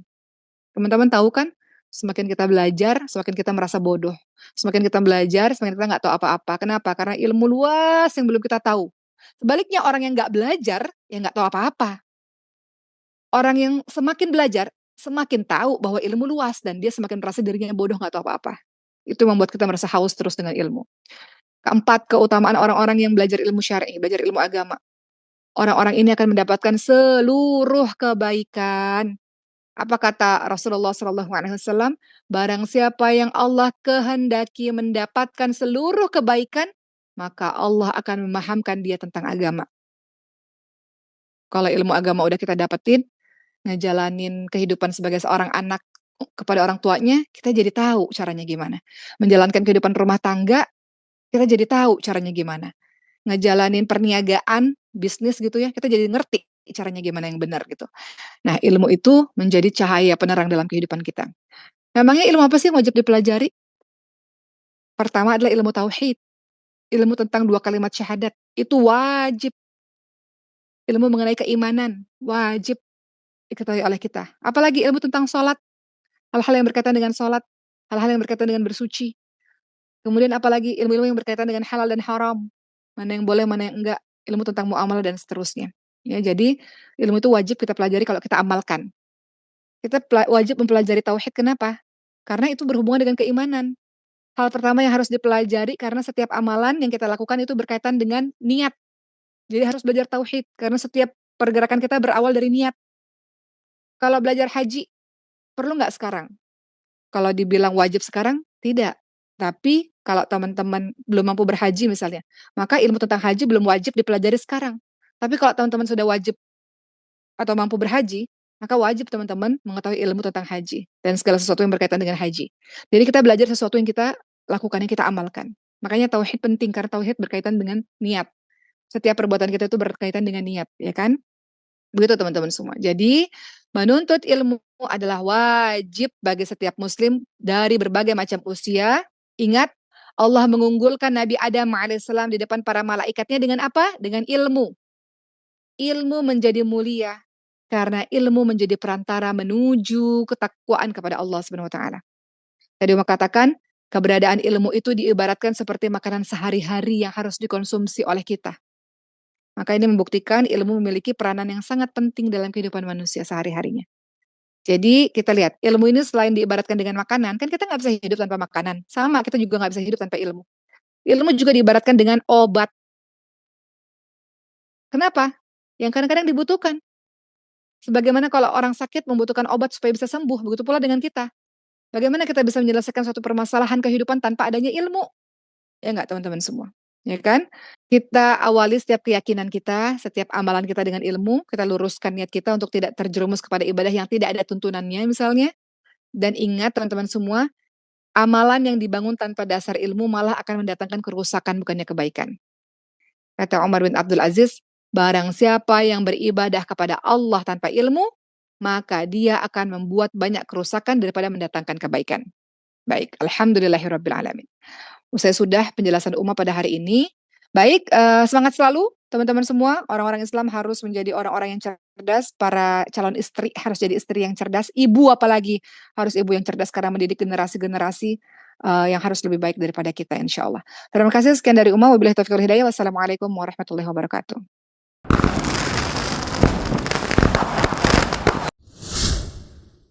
Masya Allah. Baik, hari ini kita akan membahas mengenai cara mendidik anak sesuai dengan apa yang diajarkan oleh Al-Quran dan juga Rasulullah SAW. Tentu walaupun di sini banyak juga yang datang yang muda-muda, mudah-mudahan bisa menjadi bekal untuk nanti ketika sudah menikah Dan teman-teman yang sudah menikah, mungkin mau punya anak lagi atau mau punya cucu, bisa diaplikasikan apa yang saya sampaikan hari ini. Tapi sebelumnya seperti biasa kita baca Al-Fatihah, Al-Ikhlas, Al-Falaq, An-Nas bersama-sama, boleh? A'udzu billahi minasy syaithanir rajim. Bismillahirrahmanirrahim. Alhamdulillahi rabbil alamin. Ar-Rahmanir Rahim. Maliki yaumiddin. Iyyaka na'budu wa iyyaka nasta'in. Ihdinas siratal mustaqim. Siratal ladzina an'amta 'alaihim ghairil maghdubi 'alaihim waladdallin. Amin. Bismillahirrahmanirrahim. Qul huwallahu ahad, Allahus samad, lam yalid wa lam yulad wa lam yakul lahu kufuwan ahad. Bismillahirrahmanirrahim. Qul a'udzu birabbil falaq min syarri ma khalaq wa min syarri ghasiqin idza waqab wa min syarri naffatsati fil 'uqad wa min syarri hasidin idza hasad. Bismillahirrahmanirrahim. Qul a'udzu birabbin nas, malikin nas, ilahin nas, min syarril waswasil khannas, alladzi yuwaswisu fi sudurin nas, minal jinnati wan nas. Ya Allah, bersihkanlah hati-hati kami di siang hari ini, mudahkanlah kami dalam menerima ilmu, mudahkan kami mengamalkan apa yang telah kami tahu. Amin amin ya rabbal alamin. Baik teman-teman sekalian,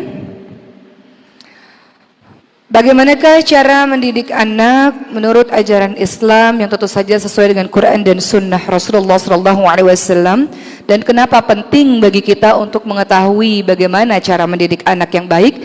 Kita semua tahu bahwa anak adalah investasi akhirat kita. Dalam hadis riwayat Muslim, teman-teman tahu bahwa ketika seseorang meninggal dunia ada 3 hal yang bisa menyelamatkannya, yakni sedekah jariah, ilmu yang bermanfaat, dan doa anak yang salih.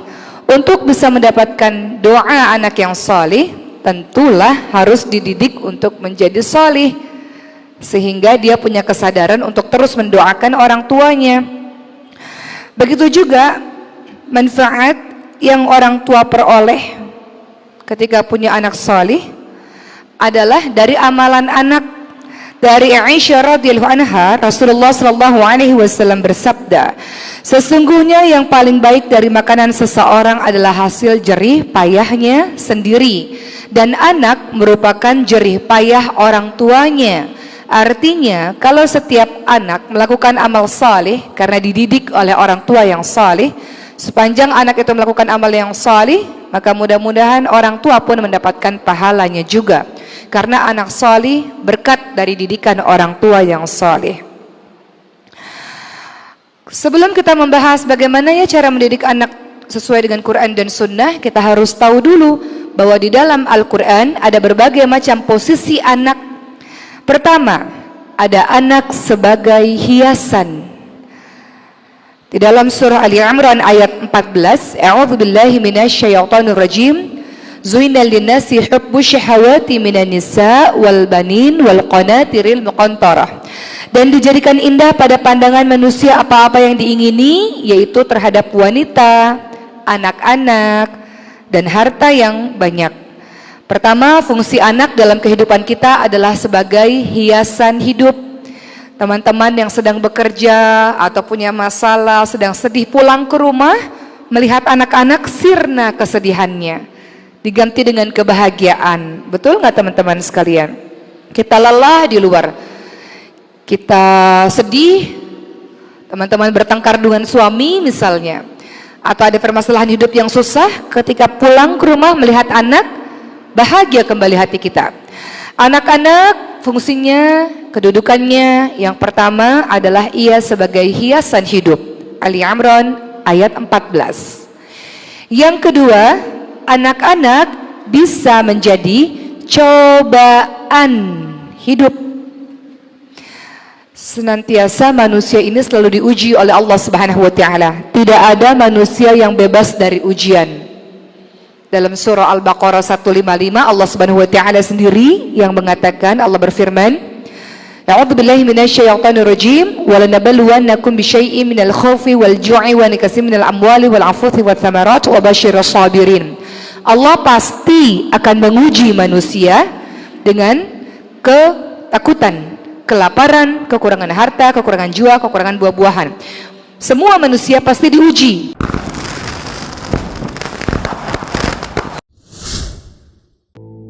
Hari ini kita akan membahas mengenai rahasia di balik puasa. Supaya kita lebih bersemangat lagi, kita harus tahu keutamaan-keutamaannya secara singkat, hikmahnya seperti apa, manfaat dari puasa itu seperti apa. Langsung saja, Masya Allah, Uma ingin bercerita sedikit sebelum kita masuk dalam kajian kita pada hari ini. Dari kemarin ya, Uma sudah mulai merasakan, karena ini kan sudah mulai masuk Ramadan, jadi hatinya tuh jadi apa ya, hatinya tuh jadi, teman-teman merasakan nggak? Hatinya tuh jadi sayu gitu, hatinya tuh jadi gembira, tapi ada rasa haru, ada rasa pengen jadi orang yang lebih baik, pengen minta maaf kepada banyak orang gitu ya, pengen bisa menyambut Ramadan dan menjalankan Ramadan dengan sebaik-baiknya. Maka kita lihat teman-teman semua, insya Allah dalam beberapa hari kita ini akan berada dalam satu bulan yang penuh dengan keberkahan, yaitu bulan Ramadan. Di mana di bulan ini kita minta kepada Allah agar Allah bantu kita untuk bersungguh-sungguh dalam puasa kita, dalam sholat malam kita, dalam baca Quran kita. Kita tahu bahwa di bulan Ramadan ini bulan dari pembebasan dan pengampunan dari dosa-dosa yang kita lakukan, bulan untuk kita memperbanyak sodakoh, bulan kita memperbanyak berbuat kebaikan-kebaikan, amal-amal soleh lainnya, bulan yang dibukakan pintu-pintu surga, bulan yang dilipatkan berbagai macam kebaikan-kebaikan atau pahala-pahala kebaikan, bulan yang dimana dimaafkan kesalahan-kesalahan kita. Jadi mah ada rasa haru ya ketika menyambut Ramadan tuh, ada rasa haru karena merasa bahwa, ya Allah, beberapa bulan kebelakangan ya, banyak hal-hal yang mungkin saya perbuat yang membuat Engkau murka ya Allah, yang membuat Engkau, mmm, marah ya Allah. Jadi, tolong di bulan Ramadan ini bantu untuk bisa jadi lebih baik. Kita juga tahu teman-teman sekalian bahwa bulan Ramadan itu bulan dikabulkannya doa umat manusia, bulan diangkatnya derajat, bulan diampuni dosa-dosa kita, di mana Allah memberikan hamba-hambanya berbagai macam kemurahan ya. Bulan yang di mana pada bulan Ramadan ini menjadi salah satu dari rukun Islam, sehingga Rasulullah menyuruh kita untuk berpuasa, bulan di mana kita diberikan kabar gembira bahwa orang-orang yang berpuasa dengan iman dan mengharapkan pahala dari Allah akan diampuni dosa-dosanya. Bulan di mana kalau kita sholat malam dengan penuh keimanan, kita juga diampuni dosa-dosanya. Banyaklah Masya Allah ya, bulan di mana kita harus berlomba-lomba dalam kebaikan, bulan di mana kita bersegera untuk bertobat dengan benar-benar dari berbagai macam dosa, bulan di mana kita bersemangat untuk kita saling menasehati, untuk kita bersemangat untuk tolong-menolong dalam kebaikan dan takwa, bulan di mana kita amar ma'ruf nahi mungkar dan segalanya. Jadi itu luar biasanya bulan Ramadan. Saat ini izinkan Umar menyampaikan beberapa hadis yang sudah teman-teman tahu, tapi kembali mengingatkan diri kita, di mana hadis-hadis ini menceritakan atau menjelaskan kepada kita keutamaan-keutamaan dari Ramadan. Beberapa hadis yang Uma akan bacakan pada hari ini adalah salah satu hadis ya yang disebutkan dari Abu Hurairah radhiyallahu anhu. Rasulullah Shallallahu alaihi wasallam bersabda sebagai murajaah bagi kita ya teman-teman semua. Apa kata Rasulullah? Puasa itu adalah perisai, tameng. Oleh karena itu, kalau salah seorang di antara kita puasa, jangan kita berkata-kata kotor dan jangan kita berlaku bodoh. Lagi puasa itu nggak boleh berkata-kata kotor, termasuk bertulisan di sosial media yang kotor. Dan jangan berlaku bodoh, kata Rasulullah. Jika ada orang yang memerangi kita, membenci kita, mencela kita, mencaci maki kita, maka kita mengatakan apa? Sesungguhnya aku sedang berpuasa. Jadi kita nggak ikut-ikutan kepada permusuhan, kita nggak mau ikut-ikutan dalam pertengkaran, kita nggak mau ikut-ikutan dalam um, kebencian. Kita adalah orang-orang yang sedang berpuasa. Apa kata Rasulullah? Demi Rob yang jiwaku berada di tangannya, bau mulut orang yang berpuasa itu lebih harum di sisi Allah daripada minyak kasturi. Di mana orang-orang ini meninggalkan makanan dan minuman dan nafsu syahwatnya karena siapa? Karena Allah Subhanahu wa taala. Jadi kita meninggalkan makanan minuman karena Allah. Puasa itu untuk Allah, kata Allah. Puasa itu untukku, kata Allah. Dan aku akan memberikan pahala karenanya, dan satu kebaikan itu dibalas dengan 10 kali lipat. Ya, nanti Uma akan jelaskan tentang utamanya puasa ini, tapi yang jelas di sini dikatakan bahwa puasa itu adalah perisai dia tameng, dia benteng ya teman-teman semua. Dan itu yang membuat kita nggak mau ikut-ikutan dalam perbuatan-perbuatan buruk dan berlaku bodoh dan berkata-kata kotor. Hadis berikutnya teman-teman semua yang diriwayatkan oleh Hudzaifah radhiyallahu anhu. Ia berkata, aku pernah mendengar Rasulullah Shallallahu Alaihi Wasallam bersabda, kesalahan seseorang terhadap keluarga, harta, dan tetangga, kesalahan-kesalahan kita akan dihapus oleh sholat, dihapus oleh puasa, dan dihapus oleh sodakoh. Jadi sholat, puasa, sodakoh itu bisa menghapus kesalahan-kesalahan yang kita buat pada keluarga kita, harta, dan tetangga kita. Memperbanyak sholat, memperbanyak puasa, memperbanyak sodakoh. Kemudian apalagi, ya dalam hadis yang lain juga disebutkan, sesungguhnya di surga itu terdapat satu pintu. Surga itu kan ada 8 pintu ya teman-teman semua. Salah satu pintunya namanya Ar-Royan. Nah, pintu Ar-Royan itu apa? Pintu untuk orang-orang yang berpuasa. Orang-orang yang rajin berpuasa akan masuk pintu khusus namanya pintu Ar-Royan. Ya, tidak ada seorang pun yang masuk melalui pintu itu selain mereka. Orang-orang yang gemar puasa diberikan satu pintu khusus namanya Ar-Royan. Ketika di surga nanti akan ditanya, mana orang-orang yang gemar berpuasa? Lalu orang-orang yang gemar berpuasa itu mereka akan berdiri. Kemudian tidak ada seorang pun yang masuk melalui pintu itu selain orang-orang yang suka berpuasa ini. Dan jika orang-orang yang berpuasa ini sudah masuk, maka pintu itu ditutup. Tidak ada lagi seorang pun yang masuk melalui pintu tersebut. Jadi pintu khusus orang puasa namanya Ar-Royan. Berikutnya apa lagi? Disebutkan juga dalam hadis yang lain, dalam hadis riwayat Bukhari Muslim, apabila telah datang Ramadan, pintu-pintu surga dibuka, pintu neraka ditutup, para syaitan dibelenggu. Atau dalam hadis yang lain, Ramadan telah datang kepada kalian, bulan yang penuh keberkahan yang dicurahkan oleh Allah Subhanahu wa taala, maka Allah menurunkan rahmat, Allah menghapuskan dosa, Allah mengabulkan doa-doa, Allah melihat kalian berlomba-lomba dalam mencari kebaikan, dan Allah membanggakan kalian di hadapan para malaikat-malaikatnya. Jadi di bulan suci Ramadan, Allah membanggakan kita di depan para malaikat-malaikatnya. Maka diriwayatkan oleh Tabrani ya, Tabrani ini dikatakan, maka tunjukkanlah kepada Allah kebaikan yang ada di jiwa. Karena orang yang celaka adalah orang yang diharamkan rahmat Allah kepadanya. Kemudian teman-teman semua, Rasulullah juga ingatkan berkenaan dengan bulan Ramadan ini, sesungguhnya Allah telah mewajibkan puasa Ramadan kepada kalian dan aku mensunnahkan kalian untuk sholat malam atau sholat tarawih. Jadi jangan meninggalkan sholat tarawih karena sholat tarawih itu hanya dikerjakan di bulan Ramadan. Teman-teman bisa melakukannya di masjid berjamaah atau bisa melakukannya sendiri, nggak ada masalah. Yang penting teman-teman jangan pernah meninggalkan sholat tarawih. Kata Rasulullah, barang siapa yang melakukan puasa dan mengerjakan sholat malam, satu kesatuan nih, puasa dan mengerjakan sholat malam, karena iman dan mengharap pahala dari Allah, maka keluarlah dia dari dosa-dosanya seperti dia dilahirkan oleh ibunya. Jadi kalau mau seperti bayi baru lahir, maka puasa dan sholat malam itu nggak boleh tinggal, satu kesatuan, nggak boleh lepas. Kemudian teman-teman semua, dalam hadis yang lain senada ya, kata Rasulullah apa? Man qama lailatul qadri imanan wahtisaban ghufira lahu ma taqaddama min dzambih, ya kan? Dalam bunyi yang lain, man shoma ramadhana imanan wahtisaban ghufira lahu ma taqaddama min dzambih. Barang siapa yang bangun pada Lailatul Qadar. Nanti ada kajian khusus tentang Lailatul Qadar, teman-teman semua.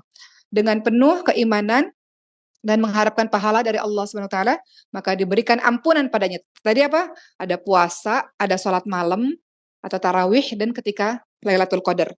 Ketika menjalankan ini dengan keimanan dan mengharapkan pahala, maka akan diberi ampunan kepadanya atas dosa-dosanya yang telah lalu. Bersih teman-teman semua dosa-dosa kita.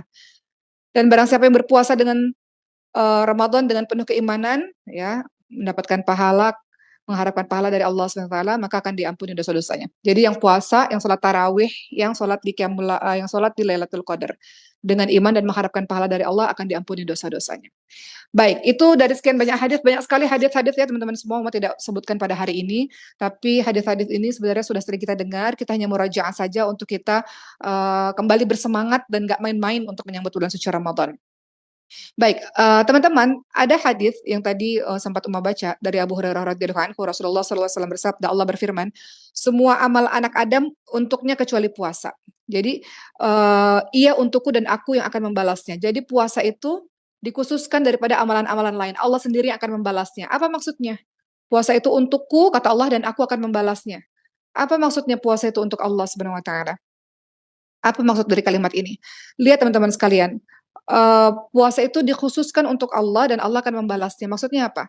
Betapa mulia dan agungnya dan luar biasanya ibadah puasa ini. Kenapa? Ada apa dengan puasa? Pertama, alasan yang kuat kenapa dikatakan puasa ini untukku dan aku sendiri yang akan membalasnya. Ada apa dengan puasa? Apa keistimewaan puasa? Pertama, puasa itu berbeda dengan amalan-amalan lainnya. Kenapa? Pertama, karena puasa itu tidak terkena riya.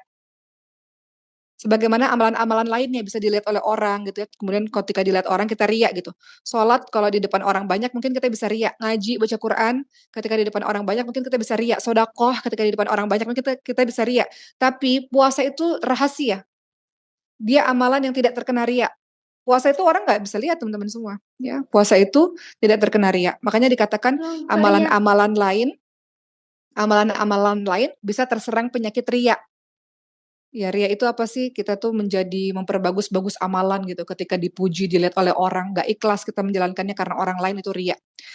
Amalan-amalan lain dapat terserang riya, maka puasa tidak ada yang dapat mengetahui amalan itu kecuali Allah. Puasa itu amalan rahasia, orang nggak tahu teman-teman semua. Maka Allah sandarkan puasa kepada dirinya. Ya, oleh karena itu tadi di hadis juga dikatakan, mereka meninggalkan syahwatnya karena diriku. Kata Allah SWT. Maksudnya apa sih? Semua ibadah itu terlihat amalan-amalannya. Ibadah-ibadah lain itu terlihat.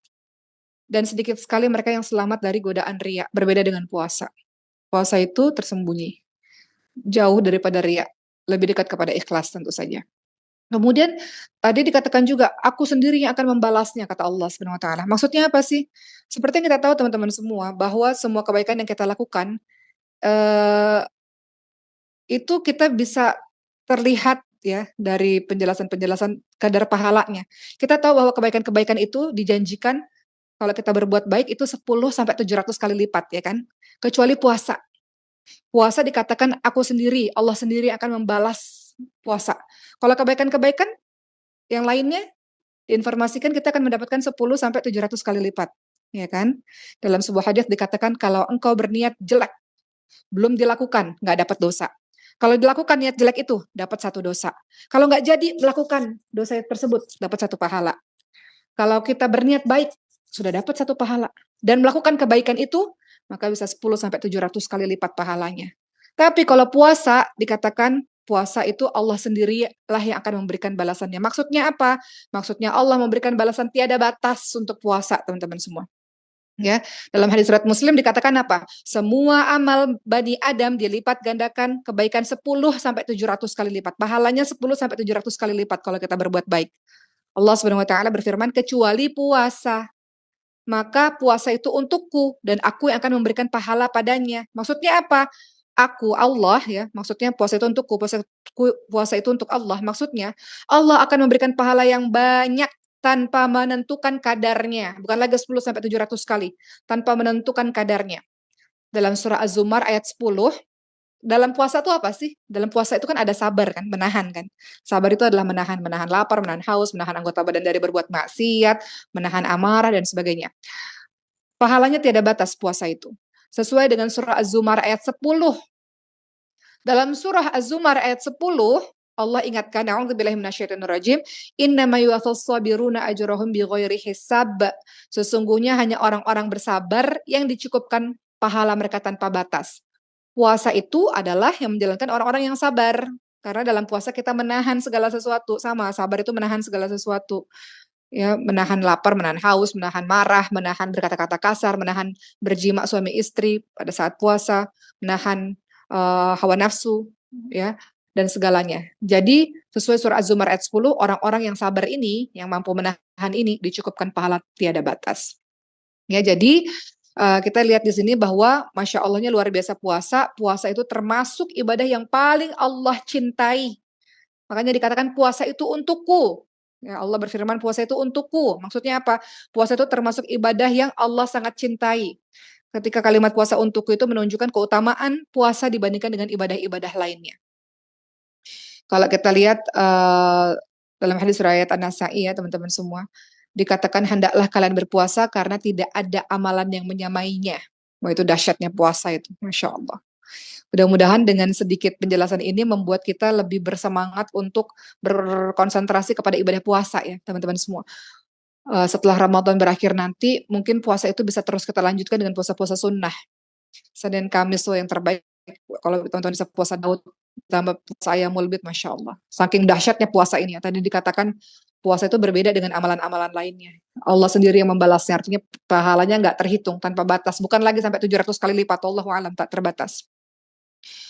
Begitu ya teman-teman semua. Jadi di sini kita lihat bahwa Allah mengkhususkan puasa untuk dirinya, untuk Allah daripada amalan-amalan lainnya.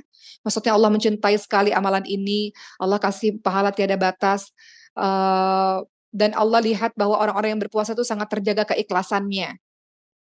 Puasa ini rahasia, ibadah rahasia antara seorang hamba dengan Tuhannya. Nggak ada yang lihat kecuali Allah Subhanahu Wa Taala. Kenapa? Karena orang-orang yang puasa di tempat yang sepi, ya, di tempat yang sepi dia tetap tidak akan makan dan tidak akan melakukan maksiat, ya kan teman-teman semua? Biasanya, umumnya, orang-orang yang mentekadkan dirinya berpuasa, ketika dia berada di tempat yang sepi, dia pun tidak akan melakukan maksiat ketika dia sedang puasa. Karena puasa itu menjadi perisai baginya. Dia nggak akan makan, tetap aja dia nggak akan minum, dia nggak akan zina, dia akan berbuat hal yang buruk-buruk. Karena puasa itu telah menjadi perisai baginya. Dia tahu ketika orang berpuasa tuh dia semakin sadar bahwa Allah melihatnya walaupun di tempat yang sunyi. Dan Allah mengharamkan perbuatan-perbuatan buruk itu. Maka mereka meninggalkan, orang-orang yang puasa ini meninggalkan berbagai macam maksiat, makan, minum, jima, suami istri pada saat puasa atau berbuat buruk lainnya. Mereka meninggalkan karena mereka takut kepada Allah SWT. Maka karena ketakutan dia inilah yang membuat Allah berterima kasih atas keikhlasan orang tersebut dengan mengkhususkan puasa ini untuk Allah dibandingkan dengan amalan-amalan lainnya. Jadi di sini sekarang kita sudah paham kenapa ada hadis tadi yang berbunyi puasa itu untukku dan aku sendiri yang membalasnya, saking luar biasanya amalan ini. Amalan ini rahasia, amalan ini terjaga keikhlasannya, amalan ini membuat dia tak berani melakukan berbagai macam maksiat dan Allah berterima kasih untuk orang-orang yang telah melakukan puasa ini. Karena puasa bukan hanya sekedar menahan lapar dan haus, tapi puasa menahan anggota badan dari berbuat maksiat kepada Allah. Sekarang, setelah kita tahu tentang puasa, kenapa puasa begitu istimewa, begitu khusus, sekarang kita akan bahas mengenai hikmah dan manfaat puasa. Apa sih hikmah dan manfaat puasa? Uma akan jelaskan sebagiannya teman-teman sudah tahu ya. Pertama, hikmah dan manfaat puasa. Pertama, hikmah puasa menggapai derajat takwa. Nanti kita akan bahas. Dalam surah Al-Baqarah 183. A'udzubillahi minasyaitonirrajim. Ya ayyuhalladzina amanu kutiba alaikumusiyam kama kutiba alal ladzina min qablikum la'allakum tattaqun. Wahai orang-orang yang beriman, diwajibkan atas kamu berpuasa sebagaimana diwajibkan atas orang-orang sebelum kamu agar kamu bertakwa. Kalau teman-teman ingin lihat ciri-ciri orang bertakwa, teman-teman bisa lihat di surah Al-Baqarah ayat 1 sampai 5. Ali Imran 133 sampai 135. Ad-Dariyat ayat 15 sampai 19. Itu karakter-karakter orang-orang bertakwa yang dijelaskan di dalam Al-Qur'an. Jadi kembali lagi, Al-Baqarah 183 yang bunyinya ya ayyuhalladzina amanu kutiba alaikumusiyam kama kutiba alal ladzina min qablikum la'allakum tattaqun. Ayat ini menunjukkan hikmah puasa agar seseorang bisa menggapai derajat takwa, derajat yang mulia. Kenapa? Karena dalam puasa orang-orang akan melaksanakan perintah Allah dan menjauhi larangan Allah.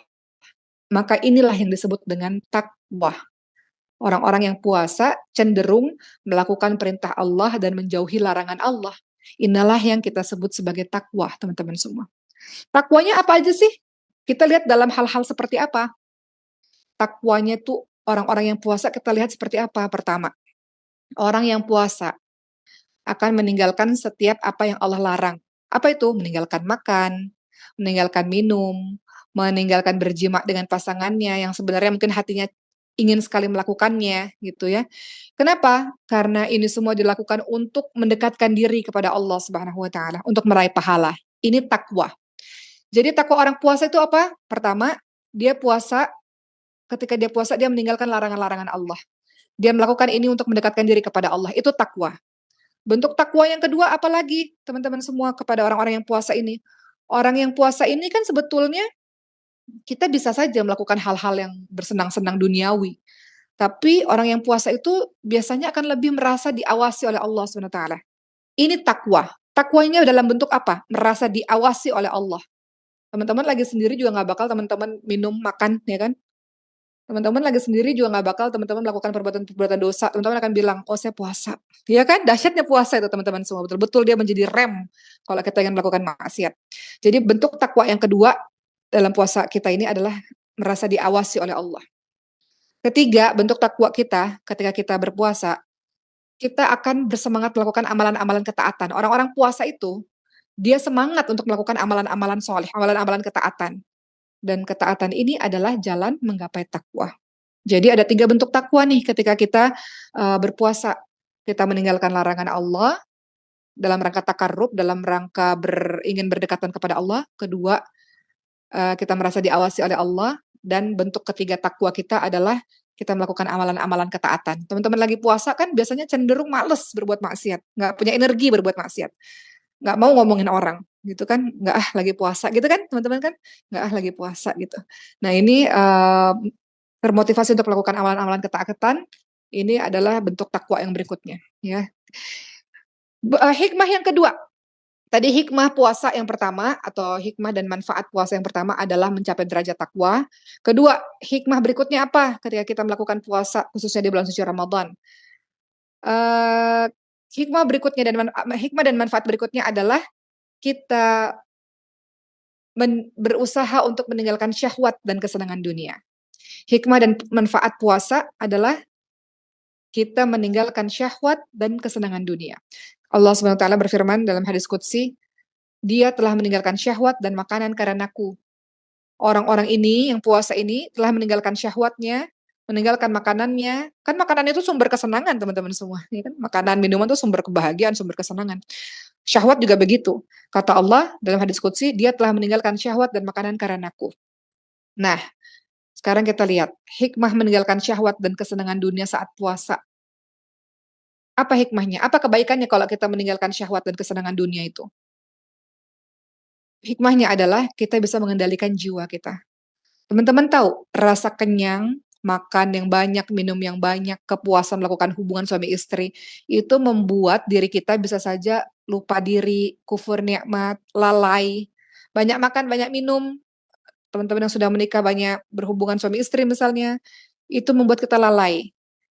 Namun dengan puasa itu semua bisa dikendalikan. Banyak makan minum membuat kita lalai loh teman-teman semua, membuat kita kadang-kadang lupa, membuat kita kadang-kadang kufur kepada nikmat gitu. Kemudian, hikmah dari kita meninggalkan syahwat dan kesenangan dunia, hati kita ini akan sibuk memikirkan hal-hal baik dan sibuk mengingat Allah. Hati kita jadi sibuk memikirkan hal-hal baik, lagi puasa nih ya, dan kita sibuk mengingat Allah. Kalau seseorang terlalu sibuk dengan kesenangan dunia, ya misalnya dengan makanan yang enak dan segala macam, hati kita akan jadi lalai dengan memikirkan hal-hal baik dan lalai dari hati kita menjadi lalai dari mengingat Allah Subhanahu wa taala. Kalau hati kita tidak disibukkan dengan kesenangan dunia, tidak disibukkan dengan makan, minum ketika puasa, maka hati kita bercahaya teman-teman semua. Hati kita menjadi lembut, hati kita tidak mengeras. Hati kita jadi mudah untuk merenung, berzikir kepada Allah Subhanahu wa taala. Hikmah berikutnya, yang ketiga, ini masih dalam poin yang kedua ya, masih dalam poin hikmah meninggalkan syahwat dan kesenangan dunia. Di antara hikmah meninggalkan syahwat dan kesenangan dunia itu ada mengendalikan jiwa, hati kita menjadi sibuk dalam memikirkan hal-hal baik dan sibuk mengingat Allah. Kemudian kalau kita meninggalkan syahwat dan kesenangan dunia, maka kita bisa menahan diri dari berbagai macam kesenangan dunia, teman-teman semua. Ya, eee, keempat, ya, pembagian yang keempat masih dalam poin yang kedua tadi. Keempat, teman-teman tahu nggak bahwa puasa itu kan mempersempit jalannya darah, sedangkan setan itu berada pada jalan darahnya manusia. Setan itu masuk pada jalan darahnya manusia. Ketika kita puasa, maka jalan darah kita tuh dipersempit, aliran darah kita tuh sempit. Apa kata Rasulullah SAW? Sesungguhnya setan mengalir dalam diri manusia pada tempat mengalirnya darah. Jadi puasa dapat menenangkan setan yang seringkali memberikan was-was kepada kita. Puasa dapat menekan syahwat, puasa dapat menekan rasa marah. Oleh karena itu, salah satunya Rasul katakan obat mujarab bagi orang yang pengen nikah namun belum kesampaian salah satunya adalah puasa. Setan tuh masuk melalui aliran darah. Kalau kita puasa, aliran darah kita sempit, mengecil. Itu yang menjadi salah satu penyebab kenapa kita bisa lebih tenang, kita tertekan syahwatnya, nggak punya kekuatan untuk marah. Salah satunya penyebabnya karena itu. Oke. Hikmah yang ketiga, hikmah dan manfaat puasa yang ketiga, menjadi momentum perubahan diri. Puasa itu momentum perubahan diri. Di bulan Ramadan, kita ini teman-teman semua kan nggak mau puasa kita sia-sia. Kita nggak mau cuma dapat lapar dan haus saja. Kata Rasul apa? Betapa banyak orang yang puasa namun dia tidak mendapatkan apa-apa dari puasanya kecuali lapar dan haus saja. Puasanya sia-sia. Kenapa? Karena puasanya Ramadannya masih diisi dengan berbagai macam maksiat. Padahal kata Rasulullah, barang siapa yang tidak meninggalkan perkataan dusta, malah mengamalkan, maka Allah nggak butuh lapar dan hausnya. Kamu puasa, tapi lisannya banyak dosanya, lisannya masih ngomongin orang, lisannya masih dusta, lisannya masih ghibah, lisannya masih nyakitin orang, baik di kehidupan nyata maupun di sosial media. Kata Allah, saya nggak butuh lapar dan rasa haus kalian. Mana puasa itu seharusnya nggak begitu. Puasa itu menahan anggota badan dari berbuat maksiat loh, bukan cuma menahan lapar dan haus. Jadi kalau cuma nggak makan nggak minum, Allah nggak butuh puasa kita. Kata Rasulullah apa? Puasa itu bukan hanya sekedar menahan makan dan minum saja, tapi puasa itu menahan diri dari perkataan yang sia-sia, lagu dan rofas dikatakan. Perkataan yang sia-sia, lagu itu perkataan yang sia-sia. Dan juga perkataan yang menimbulkan syahwat, perkataan-perkataan kotor. Puasa bukan hanya menahan makan dan minum saja, tapi puasa adalah menahan diri dari perkataan yang sia-sia dan perkataan yang membangkitkan hawa nafsu dan membangkitkan syahwat dan perkataan-perkataan yang kotor. Kalau ada orang-orang usil menyapamu, katakan aku sedang puasa. Itu kata Rasulullah SAW. Puasa itu hikmahnya bisa membentuk kita berubah menjadi lebih baik. Kenapa? Tadi mau katakan puasa itu membuat kita selalu berada dalam pengawasan Allah Subhanahu wa taala. Kata salah seorang ulama, puasa memiliki pengaruh yang sangat kuat dalam menjaga anggota tubuh bersifat lahiriah maupun batiniah serta melindungi dari berbagai macam hal-hal yang merusak. Puasa akan menjaga kejernihan hati, puasa akan menjaga kesehatan anggota badan, puasa akan mengembalikan segala sesuatu yang telah diambil oleh hawa nafsu syahwat. Puasa itu adalah pembantu yang paling besar dalam merealisasikan takwa. Itu ya kata seorang ulama. Kemudian ada seorang yang mengatakan namanya Jabir bin Abdullah. Beliau menyampaikan, seandainya kamu puasa, maka hendaklah pendengaranmu, penglihatanmu, lisanmu turut berpuasa. Dari dusta, dari hal-hal yang haram. Jangan kamu menyakiti saudaramu. Bersikap tenang, berwibawalah di hari-hari puasamu. Jangan kamu jadikan hari puasamu dan hari tidak berpuasamu sama saja. Jadi orang-orang puasa itu apa? Jaga pendengarannya, jaga penglihatannya, jaga lisannya dari hal-hal yang haram, jangan sakitin orang, bersikap tenang, bersikap berwibawalah di hari puasamu, jangan jadikan puasamu sama enggak puasamu itu sama saja. Itulah sejelek-jeleknya puasa ya, ketika orang hanya menahan lapar dan haus, tapi maksiat masih jalan terus. Jadi hikmah dari puasa ini adalah momentum untuk perubahan kita teman-teman semua. Kata Rasulullah, tingkatan puasa yang paling rendah hanya meninggalkan makan dan minum saja. Dia nggak ngerti esensi puasa sesungguhnya. Nggak ngerti bahwa puasa itu mencapai derajat takwa karena begitu dahsyat rahasia di dalamnya.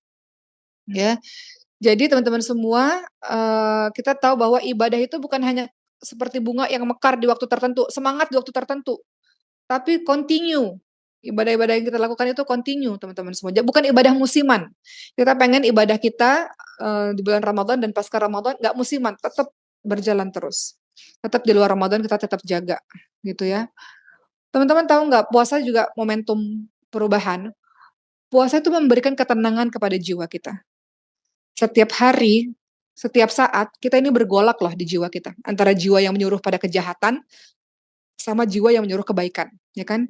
Kata jiwa yang menyuruh pada kebaikan, "Jangan lakukan itu, kamu sudah belajar agama, sudah belajar Quran, kamu tahu semuanya, jangan lakukan itu." Kata jiwa yang menyuruh pada keburukan, nggak apa-apa, sesekali nggak apa-apa. Habis itu minta ampun kepada Allah, setelah sholat 2 rakaat taubat, kamu diampuni oleh Allah, coba aja nggak apa-apa. Nah, itu bergolak terus tiap hari di dalam tubuh kita nih teman-teman semua. Namun puasa itu memberikan ketenangan. Puasa itu meneguhkan kita untuk, mengikuti jiwa yang menyuruh pada kebaikan. Oke, yang keempat. Hikmah puasa yang keempat apa? Puasa itu membuat kita sehat. Setelah sehat ruhiyah, sehat secara batin kita. Puasa itu membuat kita sehat secara badan kita. Badan kita sehat loh teman-teman semua. Puasa itu menyehatkan badan, bisa menurunkan bobot tubuh gitu ya, bisa mengurangi resiko stroke, bisa menurunkan tekanan darah, mengurangi resiko diabetes. Puasa itu salah satu hikmahnya selain tadi yang lain-lain yang sudah Uma sampaikan, dia itu bagus buat kesehatan badan kita, kesehatan secara umum kita. Dengan puasa diperbaharuilah sel-sel kita, dibuanglah sel-sel yang sudah tua dan mati, diistirahatkan perut dan organ pencernaan, itu salah satu hikmah dari puasa. Ingat nggak kalau kita mau operasi, suruh puasa dulu kan untuk detoksifikasi ya, untuk pembersihan. Jadi puasa itu bisa, memberikan perlindungan terhadap tubuh kita. Puasa itu bisa membersihkan perut kita dari sisa-sisa makanan, dan dokter banyaklah menjelaskan tentang manfaat-manfaat puasa ya, bisa membersihkan pencernaan dari racun yang ditimbulkan dari makanan yang nggak sehat, bisa mengurangi lemak yang berbahaya bagi jantung, dan sebagainya. Jadi salah satu hikmah puasa berikutnya adalah untuk menyehatkan badan kita. Tapi teman-teman semua, niatkan puasa untuk beribadah kepada Allah SWT, jangan niatkan puasa untuk kurus ya, nanti dapatnya kurusnya aja, tapi nggak dapat pahala dari sisi Allah SWT. Niatkan puasa untuk ibadah, setelah itu engkau akan mendapatkan banyak sekali manfaat-manfaat lainnya, salah satunya anggota tubuhmu yang sehat. Teman-teman lihat, dalam surah Asy-Syura ayat 20, apa kata Allah Subhanahu wa taala? Barang siapa yang menghendaki keuntungan di akhirat, maka kami tambah keuntungan itu baginya. Jadi niatnya harus lillah karena Allah. Barang siapa yang menghendaki keuntungan dunia, niatnya untuk karena dunia aja, maka Allah berikan sebagian keuntungan dunia dan enggak mendapatkan bagian di akhirat. Jadi kalau teman-teman puasa niatnya karena mau kurus, niatnya ya karena semua orang puasa ikut-ikutan aja deh. Urusan dunia ya Allah berikan sih manfaat dunia, tapi nggak dapat manfaat akhirat. Tapi kalau engkau niatnya karena akhirat, mendapatkan ridha Allah, mau menjadi orang yang bertakwa, Allah kasih termasuk kesehatan tubuhmu. Gitu ya teman-teman semua. Terakhir, apa hikmah dari puasa? Teman-teman tahu nggak bahwa puasa itu merupakan salah satu wujud dari kesatuannya umat Islam, kekompakannya kita nih, kesatuannya umat Islam. Kesetaraan antara yang kaya dan miskin, puasa semuanya, kaya puasa, miskin puasa. Waktunya juga sama, di satu negara waktunya juga sama. Antara penguasa dan rakyat sama juga, kesetaraan ya, kesatuan. Orang tua dan anak-anak, laki-laki dan perempuan, mereka puasa untuk Rabb mereka. Mereka puasa untuk memohon ampun kepada Allah. Mereka puasa untuk menahan diri dari makan pada satu waktu berbuka dan satu waktu ya pada saat dari awal, dari pagi sampai maghrib gitu. Sama-sama kita ngerasain namanya lapar, sama-sama dilarang dengan larangan yang sama. Jadi, salah satu hikmah puasa adalah puasa merupakan salah satu wujud dari kesatuan umat Islam, kesetaraan antara umat Islam siapapun dia. Jadi teman-teman semua, resum pada hari ini, kita tahu bahwa puasa itu banyak sekali manfaat dan hikmah. Puasa itu sebagai pembersihan, pensucian jiwa kita dari sifat-sifat buruk kita, tamak, rakus, kikir. Kita dibiasakan digembleng dalam 1 bulan ini untuk mendapatkan akhlak yang mulia seperti sabar. Kalau nggak sabar udah makan, kalau nggak sabar udah maksiat, ya kan. Kita diajarkan untuk santun, diajarkan untuk tidak berkata-kata kasaran santun. Kita diajarkan untuk dermawan, bagaimana kita diajarkan untuk, merasakan lapar. Kalau kita nggak puasa, kita nggak ngerasain orang-orang yang lapar itu kita nggak pernah ngerasain, karena kita tahu rasanya lapar. Jadi ketika kita punya harta, kita mau sedekah supaya orang itu nggak lapar, karena kita udah ngerasain. Teman-teman semua, kalau kita nggak pernah ngerasain, kita nggak tahu dahsyatnya kelaparan itu. Makanya Allah kasih puasa supaya engkau merasakan lapar dalam hidupmu, supaya hatimu peka. empati, simpati kalau ngelihat satu hari nanti orang yang kelaparan, karena kau dulu pernah merasa lapar dengan puasamu itu, gitu. Jadi puasa itu mengajarkan kita untuk dermawan, murah hati. Puasa itu membuat kita untuk senantiasa dilihat sama Allah, gitu kan. Nah, terakhir dari Uma, teman-teman semua, ingatlah biasanya orang-orang soleh berdoa kepada Allah Subhanahu wa taala selama 6 bulan sebelum Ramadan, ya Allah, Allahumma balikna Ramadan. Mereka pengen agar disampaikan usianya sampai Ramadan. 6 bulan loh teman-teman semua doa terus saking rindunya kepada Ramadan. Dan setelah Ramadan selesai, 6 bulan berikutnya, mereka berdoa terus, orang-orang soleh ini berdoa terus agar amalan-amalannya diterima oleh Allah Subhanahu wa taala. Saking takutnya bahwa amalan-amalan itu tidak ternilai di hadapan Allah. Jadi alhamdulillah hari ini kita sudah lumayan bahas banyak ya. Umar review sedikit, kita sudah bahas mengenai beberapa hadis yang menerangkan tentang puasa dan keutamaannya ya. Kita juga sudah bahas kenapa puasa itu sangat spesial dibandingkan dengan amalan-amalan lainnya. Kenapa puasa itu dikatakan untuk Allah dan Allah sendiri yang membalasnya. Kita juga sudah bahas bagaimana hikmah-hikmah dan manfaat puasa. Yang pertama untuk mencapai derajat takwa, yang kedua hikmahnya kita bisa meninggalkan syahwat dan kesenangan dunia, ketiga hikmahnya adalah momentum perubahan diri, keempat hikmah dari puasa adalah menjadikan tubuh kita sehat, dan kelima hikmah atau manfaat dari puasa adalah salah satu bentuk dari kesatuan dan kesetaraan umat Islam. Alhamdulillah selesai sudah pada hari ini. Mudah-mudahan bersemangat dalam menyambut Ramadan. Insya Allah Jumat berikutnya kita akan bahas masih seputar Ramadan, baik itu dosa-dosa yang kita lakukan di Ramadan, sunnah-sunnah dan sebagainya. Dan Uma ingin sampaikan hari Jumat sore, hari ini ya jam 4 sore sampai jam 6, Uma ada di Maskanul Hufat, kita akan membahas mengenai hal-hal yang masih terus berkaitan dengan puasa. Terima kasih, selamat menjalankan hari-hari Jumat ini yang penuh dengan keberkahan. Mohon doanya selalu. Wabillahi taufiq wal hidayah. Wassalamualaikum warahmatullahi wabarakatuh.